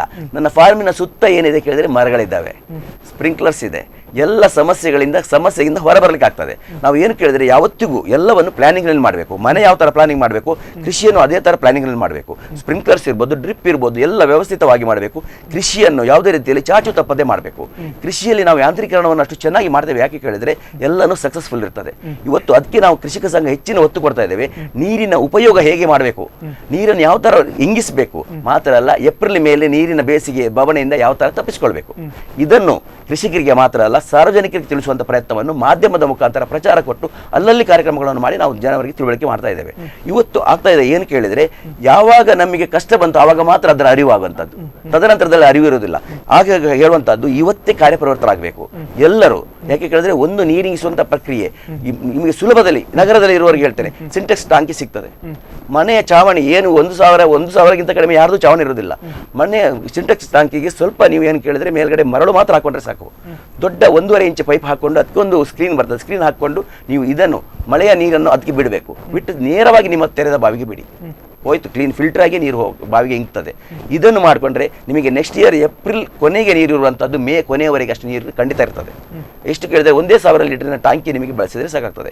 ಇದು ಸುಲಭ ಮಾಡ್ಕೊಳ್ಬೋದು. ಇನ್ನೂ ಅದಕ್ಕೆ ಏನು ಕೇಳಿದರೆ, ಇನ್ನೂ ತುಂಬ ಒಳ್ಳೇದು ಮಾಡಬೇಕು ಅಂತ ಹೇಳಿದ್ರೆ 6 ಇಂಚ್ ದಪ್ಪಗೆ ನೀವು ಇದ್ದಿಲು ಅಂತ ಹೇಳಿದ್ರೆ ಮಜ್ಜಿ ಅಂತ ಹೇಳ್ತೇವೆ ನಾವು ತುಳುವಿನಲ್ಲಿ, ಅದನ್ನು ಹಾಕಿಕೊಂಡು ಅದರ ಮೇಲ್ಗಡೆ ಸ್ಕ್ರೀನ್, ಯಾವುದು ಸ್ಕ್ರೀನ್ ಕೇಳಿದ್ರೆ ಸೊಳ್ಳೆ ನೆಟ್ಟು ಬರ್ತದಲ್ಲ, ಅದನ್ನು ಹಾಕಿಕೊಂಡು ಮೇಲ್ಗಡೆ ನೀರನ್ನು ನೀವು ಬಿಟ್ಟದ್ದೇ ಆದರೆ ಮತ್ತು ಒಳ್ಳೆ ಕ್ಲೀನ್ ಫಿಲ್ಟರ್ ಆಗಿ ನೀರು ಹೋಗಲಿಕ್ಕೆ ಸಾಧ್ಯತೆ ಆಗ್ತದೆ. ಹಾಗಾದ್ರೆ ನೀರು ಇಂಗಿಸುವಂಥ ಪ್ರಕ್ರಿಯೆ ಮತ್ತೆ ಬಿಸಿಲಿನ ಬೇಗೆಯಿಂದ ತಪ್ಪಿಸಿಕೊಳ್ಳುವುದು ಹೇಗೆ, ಮತ್ತೆ ಬಿಸಿಲಿನ ಬೇಗೆಯಿಂದ ತಪ್ಪಿಸಿಕೊಳ್ಳುವಂಥ ಕೃಷಿಯನ್ನು ಹೇಗೆ ಮಾಡಬಹುದು, ಎಲ್ಲದರೂ ಮಾಡಿದ್ರು ಸಹ ನಾವು 25% ಲಾಸ್ ಅನ್ನು ಮಾಡ್ತೇವೆ. ಸರ್, ಇನ್ನಷ್ಟು ನಾವು ಚರ್ಚೆ ಮಾಡೋಣ ಸರ್ ಒಂದು ವಿರಾಮ ನಂತರ. ವೀಕ್ಷಕರೇ, ಇನ್ನಷ್ಟು ನೀರು ಇಂಗಿಸುವುದು ಹೇಗೆ, ಎಷ್ಟೆಲ್ಲ ಖರ್ಚಾಗ್ತದೆ, ಅವರ ಅನುಭವವನ್ನು ಹೇಳ್ತಾ ಇದ್ರು, ಅದನ್ನು ಕೇಳೋಣ ಒಂದು ಪುಟ್ಟ ವಿರಾಮದ ನಂತರ.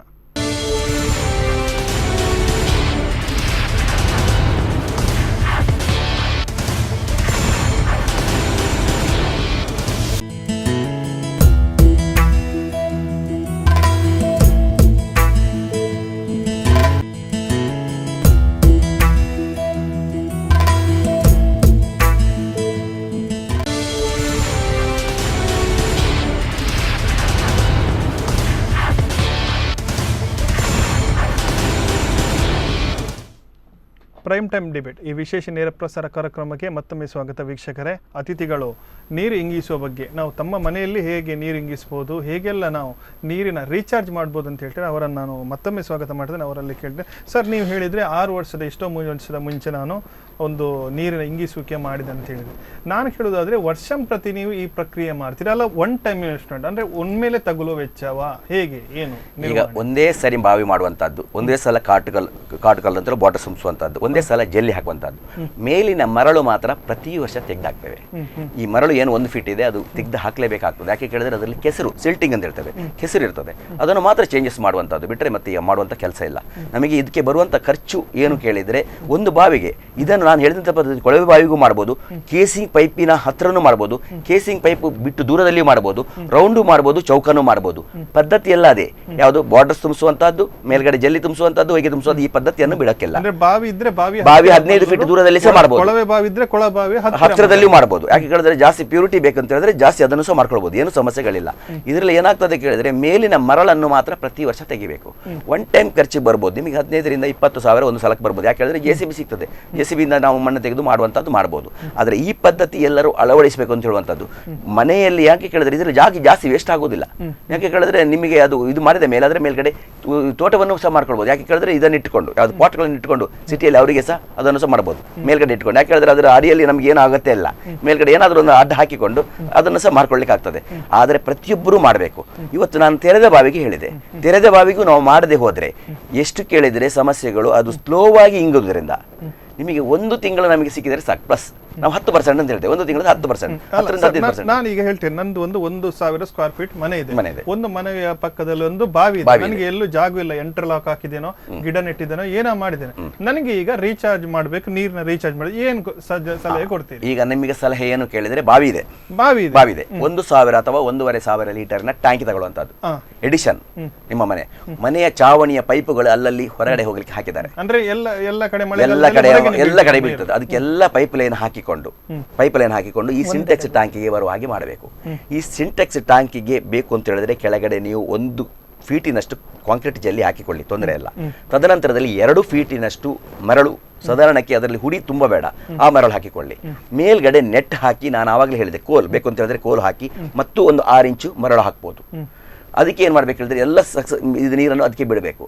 ಆದ್ರೆ ಇನ್ಪುಟ್ ಇದು ಮೇಲ್ಗಡೆಯಿಂದನೇ ಕೊಡಿ, ಔಟ್ಪುಟ್ ಅನ್ನು 2 ಇಂಚು ಕೊಡಿ, ಜಾಸ್ತಿ ದಪ್ಪನೆ ಕೊಡಿ. ಅದು 1.5 ಇಂಚ್ ಇದ್ರೆ 2 ಅಥವಾ 2.5 ಇಂಚು ಕೊಡಿ. 2.5 ಇಂಚು ಕೊಟ್ಟು ಬಾವಿಯ ಆಳ ಎಷ್ಟು ನೀರು ನಿಲ್ತದೆ ಅಷ್ಟು ಆಳದವರೆಗೆ ಪೈಪನ್ನು ಅಳವಡಿಸಿ. ಈ ನೀರು ಮೇಲಿಂದ ದಸಕನೆ ಬೀಳೋದಕ್ಕಿಂತ ಅದರಲ್ಲಿ ಮೆಲ್ಲ ನೀರು ಇಳಿಬೇಕು. ಇದರಿಂದ ಸಹ ಮೆಲ್ಲನೆ ಬಾವಿಗೆ ಹೋಗ್ಬೇಕು, ಮಿಡ್ಲಿಗೆ ಕೊಡುವಂತ ಸ್ಥಿತಿ. ಅಥವಾ ನೀವು ಸೈಡ್ ನಲ್ಲಿ ಕೊಟ್ಟರು ಸಹ ಬೆಂಡ್ ಕೊಟ್ಟು ಮಿಡ್ಲಿಗೆ ಹೋಗುವ ಹಾಗೆ ಮಾಡಬೇಕು. ಮತ್ತೆ ಕೆಸರು ಮಾಡಬಾರ್ದು, ಅದನ್ನು ಕೆಸರು ಆಗುವಂತ ಸ್ಥಿತಿ. ಕರೆಕ್ಟ್ ಆಗಿ ಕಲ್ಲು ಕಟ್ಟಿದ್ರು ಸಹ ಅದನ್ನು ಪರ್ಫೆಕ್ಟ್ ಆಗಿ ಮೇಲ್ಗಡೆನೇ ಬೀಳುವಂತ ಸ್ಥಿತಿ ಇರಬಾರ್ದು. ಈ ತರ ಮಾಡಿದವಾಗ ಏನಾಗುತ್ತೆ, ಪರ್ಫೆಕ್ಟ್ ಆಗಿ ನೀರು ಇಂಗ್ತದೆ. ಎಲ್ಲಿ ಇಂಗ್ತದೆ? ನಮ್ಮ ಬಾವಿಯಲ್ಲಿ ಇಂಗ್ತದೆ. ಯಾವಾಗ ಕೇಳಿದರೆ ನಮ್ಮಲ್ಲಿ ಯಾವುದೇ ರೀತಿಯಲ್ಲಿ ಯಾವುದೇ ಮ್ಯಾಜಿಕ್ ಮಾಡಿ ನೀರು ಬರೋದಿಲ್ಲ. ಈ ತರ ಇಂಗಿಸಿದಂತೆ ನೀರೇ ನಮಗೆ ಏನಾಗ್ತದೆ, ಆ ಭಾಗದಲ್ಲಿ ಹೊರಹೊಮ್ಮುತ್ತದೆ. ಯಾವುದು? ಬಾವಿಯ ಹೊರಹೊಮ್ಮುತ್ತದೆ. ಅದೇ ನಮಗೆ ಏನಾಗ್ತದೆ, ಬ್ಯಾಂಕಿನಲ್ಲಿ ನಾವು ಹಣ ಡಿಪಾಸಿಟ್ ಮಾಡಿದ ಹಾಗೇನೆ ಆಗ್ತದೆ.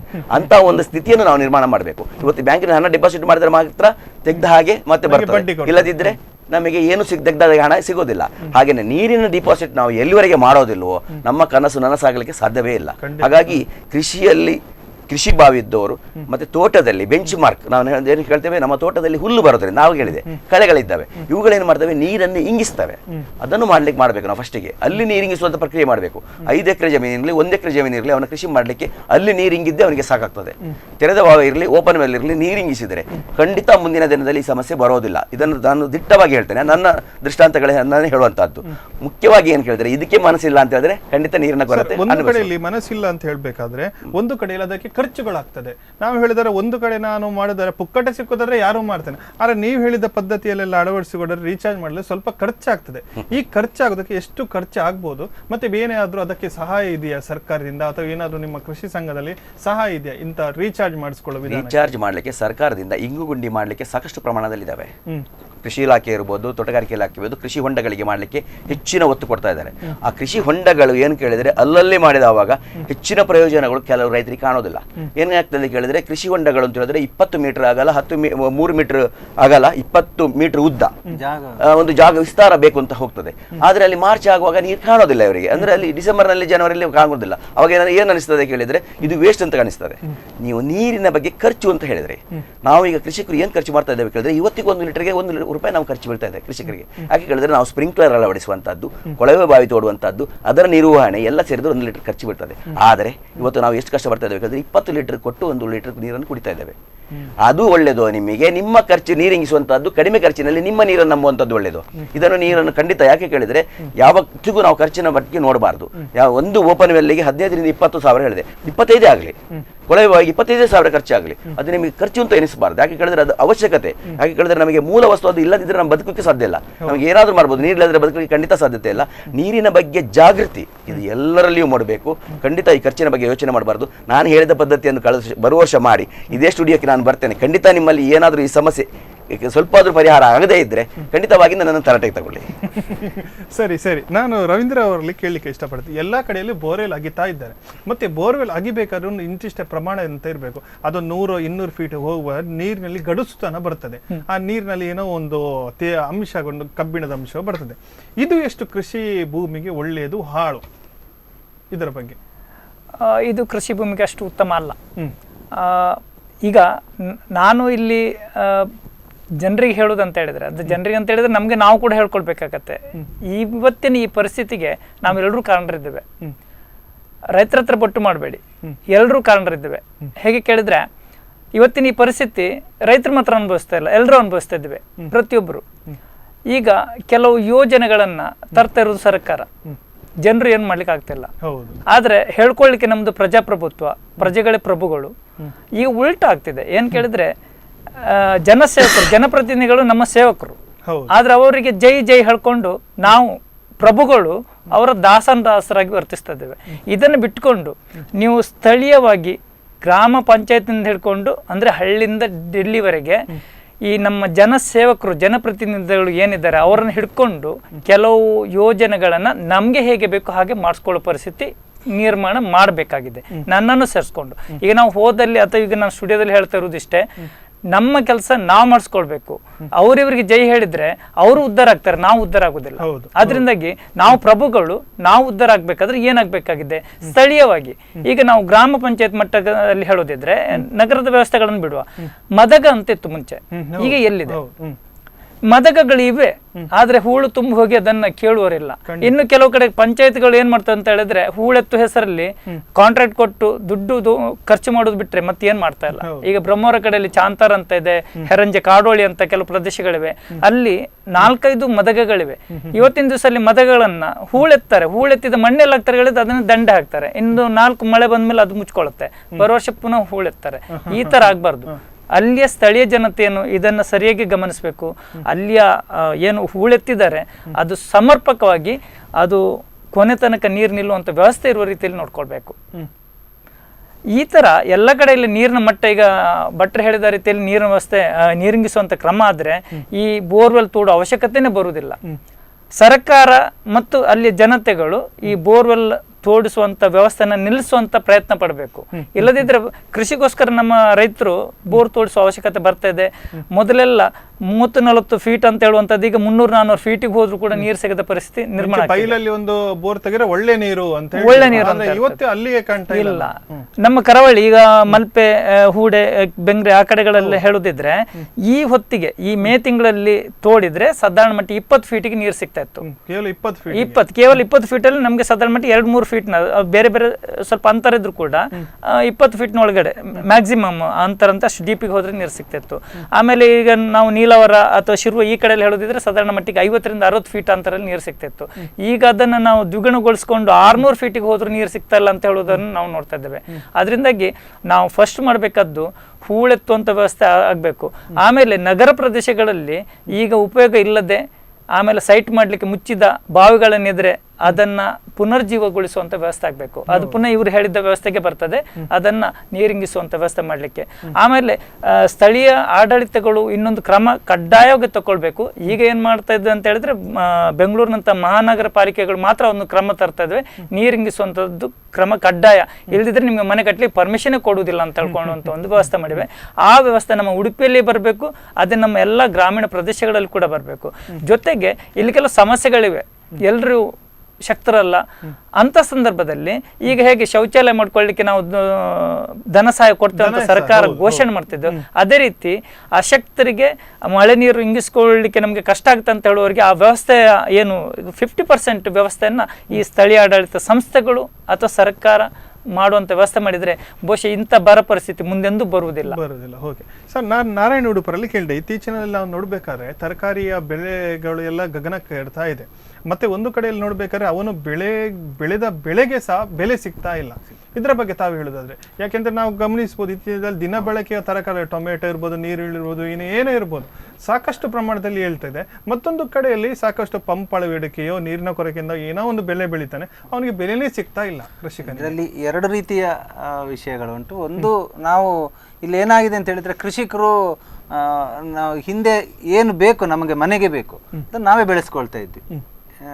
ಈಗೇನಾದ್ರೆ ಮಾರ್ಕೆಟಲ್ಲಿ 10 ರೂಪಾಯಲ್ಲಿ ಒಂದಿಷ್ಟು ಕೊತ್ತಂಬರಿ ಸೊಪ್ಪು ಸಿಗ್ತದೆ ಅಂತೇಳಿ ಮನೆಯಲ್ಲಿ ಮಾಡಿದ 10 ರೂಪಾಯಿ ಕೊತ್ತಂಬರಿ ಸೊಪ್ಪು ಆಗುದಿಲ್ಲ, ಅದು ಜಾಸ್ತಿ ರೇಟ್ ಆಗುತ್ತೆ. ಅದನ್ನು ನೋಡ್ಕೊಂಡು ಜನ ಏನು ಮಾಡಿದ್ರು, ಮಾರ್ಕೆಟಿಗೆ ಹೋಗ್ಲಿಕ್ಕೆ ಶುರು ಮಾಡಿದ್ರು. ಮಾರ್ಕೆಟಿಗೆ ಹೋಗುವಾಗ ಅಲ್ಲಿ ಎಲ್ಲ ವಿಷಪೂರಿತ ಆಹಾರ ಇದನ್ನೇ ಅವರು ಎಷ್ಟು ಬೇಕಾ ಅಷ್ಟು ಮೆಡಿಸಿನ್ ಹಾಕಿ ಅಂಥದ್ದೇ ಕೃಷಿಗಳು, ಸಾವಯವ ಏನಾಯ್ತು. ಹಿಂದೆ ನಾವೆಲ್ಲ ನಮ್ಮ ಮನೆಗೆ ಬೇಕಾದ ನಾವೇ ಬೆಳೆಸ್ತಾ ಇದ್ವಿ. ಈಗಲೂ ನಮ್ಮ ಮನೆಯಲ್ಲಿ ಮೆಣಸಿರ್ಬೋದು, ಬೆಂಡೆ ಇರ್ಬೋದು, ಏನು ತರಕಾರಿಗಳು ಬೇಕು ಮನೆಯಲ್ಲಿ ಬೇಕಾದನ್ನು ನಾವೇ ಬೆಳೆಸ್ತೇವೆ. ಅಲ್ಲದೆ ಉಳಿದದನ್ನು ಹತ್ತಿರದವರಿಗೆ ಕೊಡುವ ವ್ಯವಸ್ಥೆಯು ಹಾಗೆ ಎಲ್ಲ ಹಿಂದೆ ಇದಿತ್ತು. ಅವರಲ್ಲಿ ಏನು ಜಾಸ್ತಿ ಇತ್ತು ಅದನ್ನು ನಮಗೆ ಕಳಿಸ್ತಾ ಇತ್ತು. ಬಾರ್ಟರ್ ಸಿಸ್ಟಮ್ ಹಿಂದೆ, ಸಹಕಾರ ತತ್ವ ಅದೊಂದು ರೀತಿಯ, ಅದನ್ನು ಮಾಡ್ತಾ ಇದ್ರು. ಈಗ ಏನಾಗಿದೆ ಅಂತ ಹೇಳಿದ್ರೆ ಪ್ರತಿಯೊಬ್ಬರು ಈವನ್ ಈ ದೊಡ್ಡದೇನು ಕೆಲಸ ಇಲ್ಲ. ಈಗ ಎಲ್ಲ ಕಡೆ ಸಿಗ್ತದೆ, ದಪ್ಪವಾದ ಪ್ಲಾಸ್ಟಿಕ್ಸ್ ಇರ್ತದೆ. ಸ್ವಲ್ಪ ಆಚೀಚೆ ಹೋಗುವಾಗ ಮಣ್ಣು ಇದ್ರೆ, ಒಂದು ನೀವು ಬೆಂಡೆ ಗಿಡವನ್ನು ಹಾಕಿದ್ರಿ ಅಂತ ಆದ್ರೆ ನಿಮ್ಮ ಮನೆಗೆ ಬೇಕಾಗಷ್ಟು ಆ ಪಕ್ಕದವನಿಗೆ ಕೊಡುವುದಷ್ಟು ಒಂದು ಗಿಡದಲ್ಲಿ ಬರುವಂತಹ ಒಳ್ಳೆಯ ತಳಿಯ ಬೆಂಡೆಯ ಗಿಡಗಳೇ ಇದೆ. ಹಾಗೆ ಪ್ರತಿಯೊಂದು ಅಷ್ಟೇ, ಏನು ಮನೆಗೆ ಬೇಕು ಸಣ್ಣ ಪಾಟ್ಗಳಲ್ಲಿ ಹೂವಿನ ಬೆಳೆಗಳ 10 ಪಾಟ್ಗಳನ್ನು ನೀವು ಹೂವಿನ ಕುಂಡ ಮಾಡುವಾಗ 2 ಪಾಟ್ ತರಕಾರಿ ಮಾಡಿ ನಿಮ್ಮದನ್ನು ನೀವೇ ತಿನ್ನುವಾಗ ಆಗುವಂತಹ ಖುಷಿ, ಆ ಸಂತೋಷ ಯಾರಿಗೂ ಸಿಗ್ಲಿಕ್ಕಿಲ್ಲ. ಯಾಕೆ ಹೇಳಿದ್ರೆ ಅದು ನಾನು ಬೆಳೆದದ್ದು, ನನ್ನದು ಅಂತ ಹೇಳುವಂತ ಒಂದು ಆತ್ಮೀಯತೆ, ಅದರಲ್ಲಿ ಒಂದು ಒಳ್ಳೆಯ ಇದಿರ್ತದೆ, ಅಟ್ಯಾಚ್ಮೆಂಟ್ ಇರ್ತದೆ. ಅದನ್ನು ಯಾರು ಹೆಚ್ಚಿನ ಈಗ ಕೃಷಿ ಇವರು ಇವನ್ ಸಿಟಿ ಆಲ್ಸೋ ಎಲ್ಲಿ ಬೇಕಾದ್ರೂ ಎಲ್ಲಿ ಬೇಕಾದ್ರೂ ಮಾಡೋದು. ಒಂದು ಮನೆ ಫ್ಲಾಟ್ ಅಲ್ಲಿ ಒಂದು ಹೊರಗಡೆ ಹೀಗೆ ಇದು ತುಳಸಿ ಕುಂಡ ಇಟ್ಟಿರ್ತಾರೆ, ಅಲ್ಲೇ ಒಂದು ಪಕ್ಕದಲ್ಲೇ ಒಂದು ಸಣ್ಣ ಕುಂಡ ಇಟ್ಟು ಅದರಲ್ಲಿ 1-2 ಬೆಳೆ. ಅವರ ಮನೆಯಲ್ಲೇ ತ್ಯಾಜ್ಯ ಇರ್ತದೆ ಇದ್ರದೆಲ್ಲ, ಅದನ್ನೇ ತ್ಯಾಜ್ಯವನ್ನು ಪೈಪು ಇದರ ಮುಖೇನ ಇದು ಮಾಡಿದರೆ ಅದು ಸಾವಯವ ಗೊಬ್ಬರವಾಗಿ ಅದಕ್ಕೆ ಒಳ್ಳೆಯ ಗೊಬ್ಬರ ಸಿಗ್ತದೆ. ತುಂಬ ಈ ರೀತಿಯ ವ್ಯವಸ್ಥೆಗಳು ಉಂಟು. ಅದನ್ನು ನಮ್ಮ ಕೃಷಿಕ ಸಂಘವು ಬೇಕಾದಷ್ಟು ಸರಿ ಶ್ರೀನಿವಾಸ ತಾರಸಿ ಕೈತೋಟ ಅಂತ ಹೇಳಿ ಎಲ್ಲ ಇಲಾಖೆಗಳಲ್ಲಿಯೂ ಉಂಟು. ಒಳ್ಳೆಯ ಇದು ಅದು ಸುಲಭದ್ದು, ಅದು ಮನೆ ಮಾಡಿ ಅದಕ್ಕಿಂತ ಹೆಚ್ಚು ಅದೇ ಏನು ಮಾಡ್ತೀರಿ 4-5 ತೊಟ್ಟೆಗಳಲ್ಲಿ ಮಾಡಿದರೆ ನಿಮಗೆ ನಿಮ್ಮದೇ ಆಗಿ ಹತ್ತಿರದವರಿಗೆ ಕೊಡುವಷ್ಟು ಬರ್ತದೆ. ಆ ರೀತಿಯಾಗಿ ಜನಗಳು ಏನಾಗಿದೆ, ನಾವು ಏನಂತ ಹೇಳಿದ್ರೆ 10 ರೂಪಾಯಲ್ಲಿ ಕೊಟ್ಟರೆ ಅಲ್ಲಿ ಹೊರಗೆ ಅಲ್ಲಿ ಸಿಗ್ತದಲ್ಲ ಅಂತ ಹೇಳುವಂತ, ಅಲ್ಲಿ ಸಿಗ್ತದೆ. ಅಲ್ಲಿ ಏನು ತಿಂತಿದ್ದಾನೆ ಅದ್ರ ಎಷ್ಟು ವಿಷಪೂರಿತ ಎನ್ನುವಂಥದ್ದು. ಅದು ಬೆಳೆಯುವ ಪ್ರದೇಶ. ಮತ್ತು ನೀವು ಬೆಂಗಳೂರಿನ ಆ ಕಡೆ ಹೋದ್ರೆ ಇಲ್ಲಿಂದ ಆದ ಸೀಪೇಜ್ ನೀರುಗಳೆಲ್ಲ ಕೆಂಗೇರಿ ಉಪನಗರದಿಂದ ಹೊರಗೆ ಹೋದಾಗ ಎಲ್ಲ ಅದರಲ್ಲೇ ಬೆಳೆಯುವುದು. ಅದನ್ನೇ ಬೆಳೆದದನ್ನು ನಾವು ತಿಂತೇವೆ, ಅದು ನೋಡಿದವ ಮತ್ತೆ ತಿನ್ಲಿಕ್ಕೆ ಇವತ್ತಿಗೆ ಅಲ್ಲಿಂದನೇ ಬರ್ತಾ ಇರೋದು. ಕಾರ್ಯಕ್ರಮ ಮುಗಿಸುವ ಹಂತದಲ್ಲಿ ಬಂದ್ರೆ ಕೊನೆಯದಾಗಿ ಕೃಷಿ ಸಂಘದ ಪರವಾಗಿ ಕೃಷಿಕರಾಗಲಿ ಸಾರ್ವಜನಿಕರಾಗಲಿ ಏನು ಹೇಳಲಿಕ್ಕೆ ಬಯಸ್ತೀರಿ? ಮುಖ್ಯವಾಗಿ ಏನು ಕೇಳಿದರೆ, ಇವತ್ತು ನೀರಿನ ಕ್ಷಾಮದ ಬಗ್ಗೆ ಎಲ್ಲರೂ ತುಂಬ ನೋವನ್ನು ಅನುಭವಿಸ್ತಾ ಇದ್ದಾರೆ. ಒಂದು. ಎರಡನೇದು, ನೀವು ದರ ಅಂತ ಹೇಳಿದ್ರಿ. ಈ ದರದ ಬಗ್ಗೆ ಏನು ಕೇಳಿದರೆ ತುಂಬ ಏರಿಳಿತಗಳಾಗ್ತವೆ. ಖಂಡಿತ ದರದ ಏರಿಳಿತಗಳಿಂದ ಇವತ್ತು ಕೃಷಿಯಿಂದ ಕಂಗೆಟ್ಟಿರುವಂಥದ್ದು. ಯಾಕೆ ಕೇಳಿದರೆ, ಬೇಡಿಕೆ ಜಾಸ್ತಿ ಆದಾಗ ದರಗಳು ಹೆಚ್ಚಾಗ್ತವೆ, ಬೇಡಿಕೆ ಕಡಿಮೆ ಇರುವಾಗ ಇದಕ್ಕೆ ಸರ್ಕಾರದ ಧೋರಣೆ ಮುಖ್ಯ ಕಾರಣ ಆಗಿರ್ತದೆ. ಇವತ್ತು ಎಲ್ಲದಕ್ಕೂ ಮುಖ್ಯವಾಗಿ ನಾವು ಬೆಟ್ಟು ಮಾಡುವಂಥದ್ದು ಒಂದು, ಎಲ್ಲರಿಗೂ ಒಳ್ಳೆಯ ಮನಸ್ಸು ಬೇಕು. ಖಂಡಿತ. ಏನು ಕೇಳಿದರೆ, ಸಮಾಧಾನ ಚಿತ್ತದಿಂದ ಇದನ್ನು ಹೇಗೆ ಪರಿಹರಿಸಬಹುದು ಅಂತೇಳುವಂಥದ್ದು ಎಲ್ಲರೂ ಆಲೋಚಿಸಬೇಕಾದಂಥ ವಿಚಾರ. ಬಿಟ್ಟು ಈ ಸಮಸ್ಯೆಯನ್ನು ಸಮಸ್ಯೆಯಾಗಿಯೇ ಉಳಿಸುವಂಥ ಪ್ರಕ್ರಿಯೆ ಯಾರಲ್ಲೂ ಬರಬಾರ್ದು. ಸಣ್ಣ ಉದಾಹರಣೆ ಕೊಡ್ತೇನೆ. ಇವತ್ತು ಬಜೆ ಡ್ಯಾಮಿನಲ್ಲಿ ಹೂಳು ತೆಗೆಯದೆ 15 ವರ್ಷ ಮೇಲಾಯಿತು. 1.5 ಮೀಟರ್ ಹೂಳು ಇದೆ. 1.5 ಮೀಟರ್ ಹೂಳು ತೆಗೆದದ್ದೇ ಆಗಿದ್ದರೆ, ಈ 1.5 ಮೀಟರ್ಗಿಂತ ಜಾಸ್ತಿ ಇದೆ ಹೂಳು ತೆಗೆದದ್ದಾಗಿದ್ದರೆ ಈ ವರ್ಷ ನಗರಸಭೆಗೆ ಈ ಸಮಸ್ಯೆ ಬರ್ತಾ ಇರಲಿಲ್ಲ. ಇವತ್ತು ಲೇಟಾಗಿ ಮಾಡ್ತಾ ಇದ್ದಾರೆ. ಇದು ಖಂಡಿತ ಈ ವರ್ಷನೂ ಸಕ್ಸಸ್ ಆಗೋದಿಲ್ಲ. ಯಾಕಂದರೆ ಇನ್ನೊಂದು ವಾರದಲ್ಲಿ ಮಳೆ ಬರ್ತದೆ. ಆದ್ದರಿಂದ ಈ ಸಮಸ್ಯೆಗಳನ್ನು ಸಮಸ್ಯೆಯಾಗಿ ಉಳಿಸುವಂಥ ಪ್ರಕ್ರಿಯೆ ಏನು ರಾಜಕೀಯ ನಮ್ಮ ಜನಪ್ರತಿನಿಧಿಗಳಾಗಲಿ ಜಿಲ್ಲಾಡಳಿತಕ್ಕಾಗಲಿ ಬರಬಾರ್ದು. ಈ ಸಮಸ್ಯೆಯನ್ನು ಹೇಗೆ ಪರಿಹಾರ ಮಾಡುವುದು ಎನ್ನುವಂಥ ದೃಷ್ಟಿಯಲ್ಲಿ ಖಂಡಿತ ಆಲೋಚನೆ ಎಲ್ಲರೂ ಮಾಡಬೇಕಾದಂಥ ವಿಚಾರಗಳು. ಯಾಕೆ ಹೇಳಿದ್ರೆ, ಸಣ್ಣವರಿಂದ ಹಿಡಿದು ದೊಡ್ಡವರ ರೀತಿಯಲ್ಲಿ ಕೆಲಸ. ಇವತ್ತು ಶಿಕ್ಷಣಕ್ಕೆ ಯಾವ ರೀತಿ ನಾವು ಒತ್ತು ಕೊಡ್ತಾ ಇದ್ದೇವೋ, ಹಾಗೆ ಎಲ್ಲರೂ ನಮ್ಮ ಮಕ್ಕಳು ಡಾಕ್ಟರ್ ಇಂಜಿನಿಯರ್ ಆಗಬೇಕಂತ ಪ್ರಯತ್ನ ಮಾಡ್ತಾ ಇದ್ದೇವೆ. ಕೃಷಿಯನ್ನು ಎಲ್ಲಿ ಉಳಿಸಬೇಕು, ಬೆಳೆಸಬೇಕು ಅನ್ನೋ ದೃಷ್ಟಿಯಲ್ಲಿ ಮಾತ್ರ ಅಲ್ಲ, ಜಲ ಜಾಗೃತಿಯನ್ನು ಹೇಗೆ ಮಾಡಬೇಕಂತ ಹೇಳುವ ಬಗ್ಗೆನೂ ನಮಗೆ ಅರಿವು ಬೇಕು. ಈ ಅರಿವು ಮತ್ತೆ ಜಾಗೃತಿ ಯಾವತ್ತಿನವರೆಗೆ ನಮ್ಮಲ್ಲಿ ಬರೋದಿಲ್ವೋ ಖಂಡಿತ ನಾವು ಮೇಲೆ ಬರಲಿಕ್ಕೆ ಸಾಧ್ಯತೆ ಆಗೋದಿಲ್ಲ. ಯಾಕೆ ಹೇಳಿದ್ರೆ ನಾವು ದೂರದ ಊರನ್ನು ಮಾತ್ರ, ದೂರದ ರಾಷ್ಟ್ರವನ್ನು ಮಾತ್ರ ನಾವು ಬಿಟ್ಟು ಮಾಡಿ ತೋರಿಸ್ತೇವೆ. ಅಲ್ಲಿ ಹಾಗೆ ಮಾಡ್ತಾ ಇದ್ದಾರೆ. ಈ ಇಸ್ರೇಲ್ನಲ್ಲಿ ನೀರನ್ನು ಅಷ್ಟು ತರಕಾರಿ ಮಾಡಿ ತೋರಿಸ್ತಾ ಇದ್ದಾರೆ. ನಮ್ಗೆ ಯಾಕೆ ಆಗೋದಿಲ್ಲ? 4000 ಮಿಲಿಮೀಟರ್ ಮಳೆ ನಮ್ಮ ಜಿಲ್ಲೆಯಲ್ಲಿ ಬೀಳ್ತಾ ಇದೆ. 4000 ಮಿಲಿಮೀಟರ್ನಲ್ಲಿ ನಾವು 400 ಮಿಲಿಮೀಟರ್ ಇಂಗಿಸಿದ್ರು ಸಹ ನಮಗೆ ನೀರಿನ ಕೊರತೆ ಬರೋದಿಲ್ಲ. ಹಾಗಾಗಿ ಈ ಜಲಕ್ಷಾಮ ಇರ್ಬೋದು, ಬೇರೆ ಸಮಸ್ಯೆಗಳಿರ್ಬೋದು, ಸಮಸ್ಯೆ ಪರಿಹಾರ ಹೇಗೆ ಮಾಡ್ಬೋದು ಅನ್ನುವಂಥ ದೃಷ್ಟಿಯಲ್ಲಿ ಸಮಸ್ಯೆ ಬಂದಕ್ಕಿಂತ ಮುಂಚಿತವಾಗಿ ನಾವು ಆಲೋಚನೆ ಮಾಡಿದರೆ ಖಂಡಿತ ಯಾವುದೂ ಸಮಸ್ಯೆಯಾಗಿ ಉಳಿಲಿಕ್ಕೆ ಸಾಧ್ಯತೆ ಇಲ್ಲ. ಈ ನಿಟ್ಟಿನಲ್ಲಿ ಕೃಷಿಕ ಸಂಘ ಅತಿ ಹೆಚ್ಚಿನ ಕಾರ್ಯಕ್ರಮಗಳನ್ನು ಜಿಲ್ಲೆಯಲ್ಲಿ ವರ್ಷಕ್ಕೆ 300ಕ್ಕಿಂತಲೂ ಹೆಚ್ಚು ಕಾರ್ಯಕ್ರಮಗಳನ್ನು ಈ ವರ್ಷ ನಾವು ಯೋಜನೆ ಹಾಕಿಕೊಂಡಿದ್ದೇವೆ. ಆದ್ದರಿಂದ ಖಂಡಿತವಾಗಿಯೂ ವಾರದಲ್ಲಿ 2 ರಿಂದ 3 ದಿನ ಈ ಕೆಲಸ ಮಾಡ್ತಾ ಇದೆ. ಏನು ಕೇಳಿದ್ರೆ ಕೃಷಿ ಮಾಡೋದು ಹೇಗೆ, ನೀರು ನಿಂಗಿಸುವಂಥದ್ದು ಹೇಗೆ, ಕೃಷಿಯನ್ನು ಮಾರುಕಟ್ಟೆ ಮಾಡೋದು ಹೇಗೆ, ಮೌಲ್ಯವರ್ಧನೆ ಮಾಡೋದು ಹೇಗೆ, ಮಾತ್ರ ಅಲ್ಲ ಕೃಷಿಯಲ್ಲಿ ಹೆಚ್ಚಿನ ಆದಾಯವನ್ನು ಯಾವ ಥರ ಗಳಿಸಬಹುದು ಎನ್ನುವ ದೃಷ್ಟಿಯಲ್ಲಿ ನಾವು ಕೆಲಸ ಮಾಡ್ತಾ ಇದ್ದೇವೆ. ಇದರಲ್ಲಿ ಏನು ಕೇಳಿದರೆ ಯಾವುದೇ ರೀತಿಯಲ್ಲಿ ನಾವು ಹಣ ತಗೊಂಡು ಮಾಡೋದಲ್ಲ, ಕೃಷಿಕರ ಮನೆಗೆ ಹೋಗಿ ಕೃಷಿಕರ ಅಂಗಳದಲ್ಲಿ ನಾವು ಮಾಡ್ತಾ ಇದ್ದೇವೆ. ಹಾಗಾಗಿ ಹೆಚ್ಚಿನ ಕೃಷಿಕರು ಇದಕ್ಕೆ ಮುಂದೆ ಬಂದಿದ್ದಾರೆ, ಹೆಚ್ಚಿನ ಆಸಕ್ತಿ ತೋರಿಸ್ತಾ ಇದ್ದಾರೆ. ಇದೇ ಕೆಲಸವನ್ನು ಎಲ್ಲ ಸಂಘಟನೆಗಳು ಮಾಡಿದರೆ ಖಂಡಿತ ಯಾವುದೇ ಸಮಸ್ಯೆಗಳು ಬರುವುದಿಲ್ಲ ಅಂತ ಹೇಳುವಂಥ ಮಾತನ್ನು ಈ ಸಂದರ್ಭದಲ್ಲಿ ಇಷ್ಟಪಡ್ತೇನೆ. ಓಕೆ ಸರ್, ಇಷ್ಟೊತ್ತಿಗೆ 3 ಅತಿಥಿಗಳು ಬಂದು ಈ ಚರ್ಚೆಗಿಂತ ಒಳ್ಳೆ ಒಂದು ಸಲಹೆಗಳನ್ನು ನೀಡಿದರೆ ನಿಮಗೆ 3 ಸಹ ಧನ್ಯವಾದಗಳನ್ನು ಹೇಳ್ತೇನೆ. ನೋಡಿದ್ರಲ್ಲ ವೀಕ್ಷಕರೇ, 3 ಕೃಷಿಕರು ಬಂದು ತನ್ನ ಸಲಹೆ ಸೂಚನೆ ನೀಡಿದರು. ಇವರು ನೀಡಿದಂತಹ ಸಲಹೆ ಸೂಚನೆಯನ್ನು ತಾವು ಕೂಡ ಪಾಲಿಸಿದರೆ ಮುಂದಿನ ವರ್ಷದಲ್ಲೇ ನಮಗೆ ಇಂಥ ಪರಿಸ್ಥಿತಿ ಬರಲಿಕ್ಕಿಲ್ಲ ಅಂತ ಹೇಳ್ಬೋದು. ಇದೇ ಇವತ್ತಿನ ವಿಶೇಷ. ಮುಂದಿನ ನೇರ ಪ್ರಸಾರದಲ್ಲಿ ಇನ್ನೊಂದು ವಿಷಯದೊಂದಿಗೆ ಬರ್ತೀನಿ. ನೋಡ್ತಾ ಇರಿ ಸ್ಪಂದನ.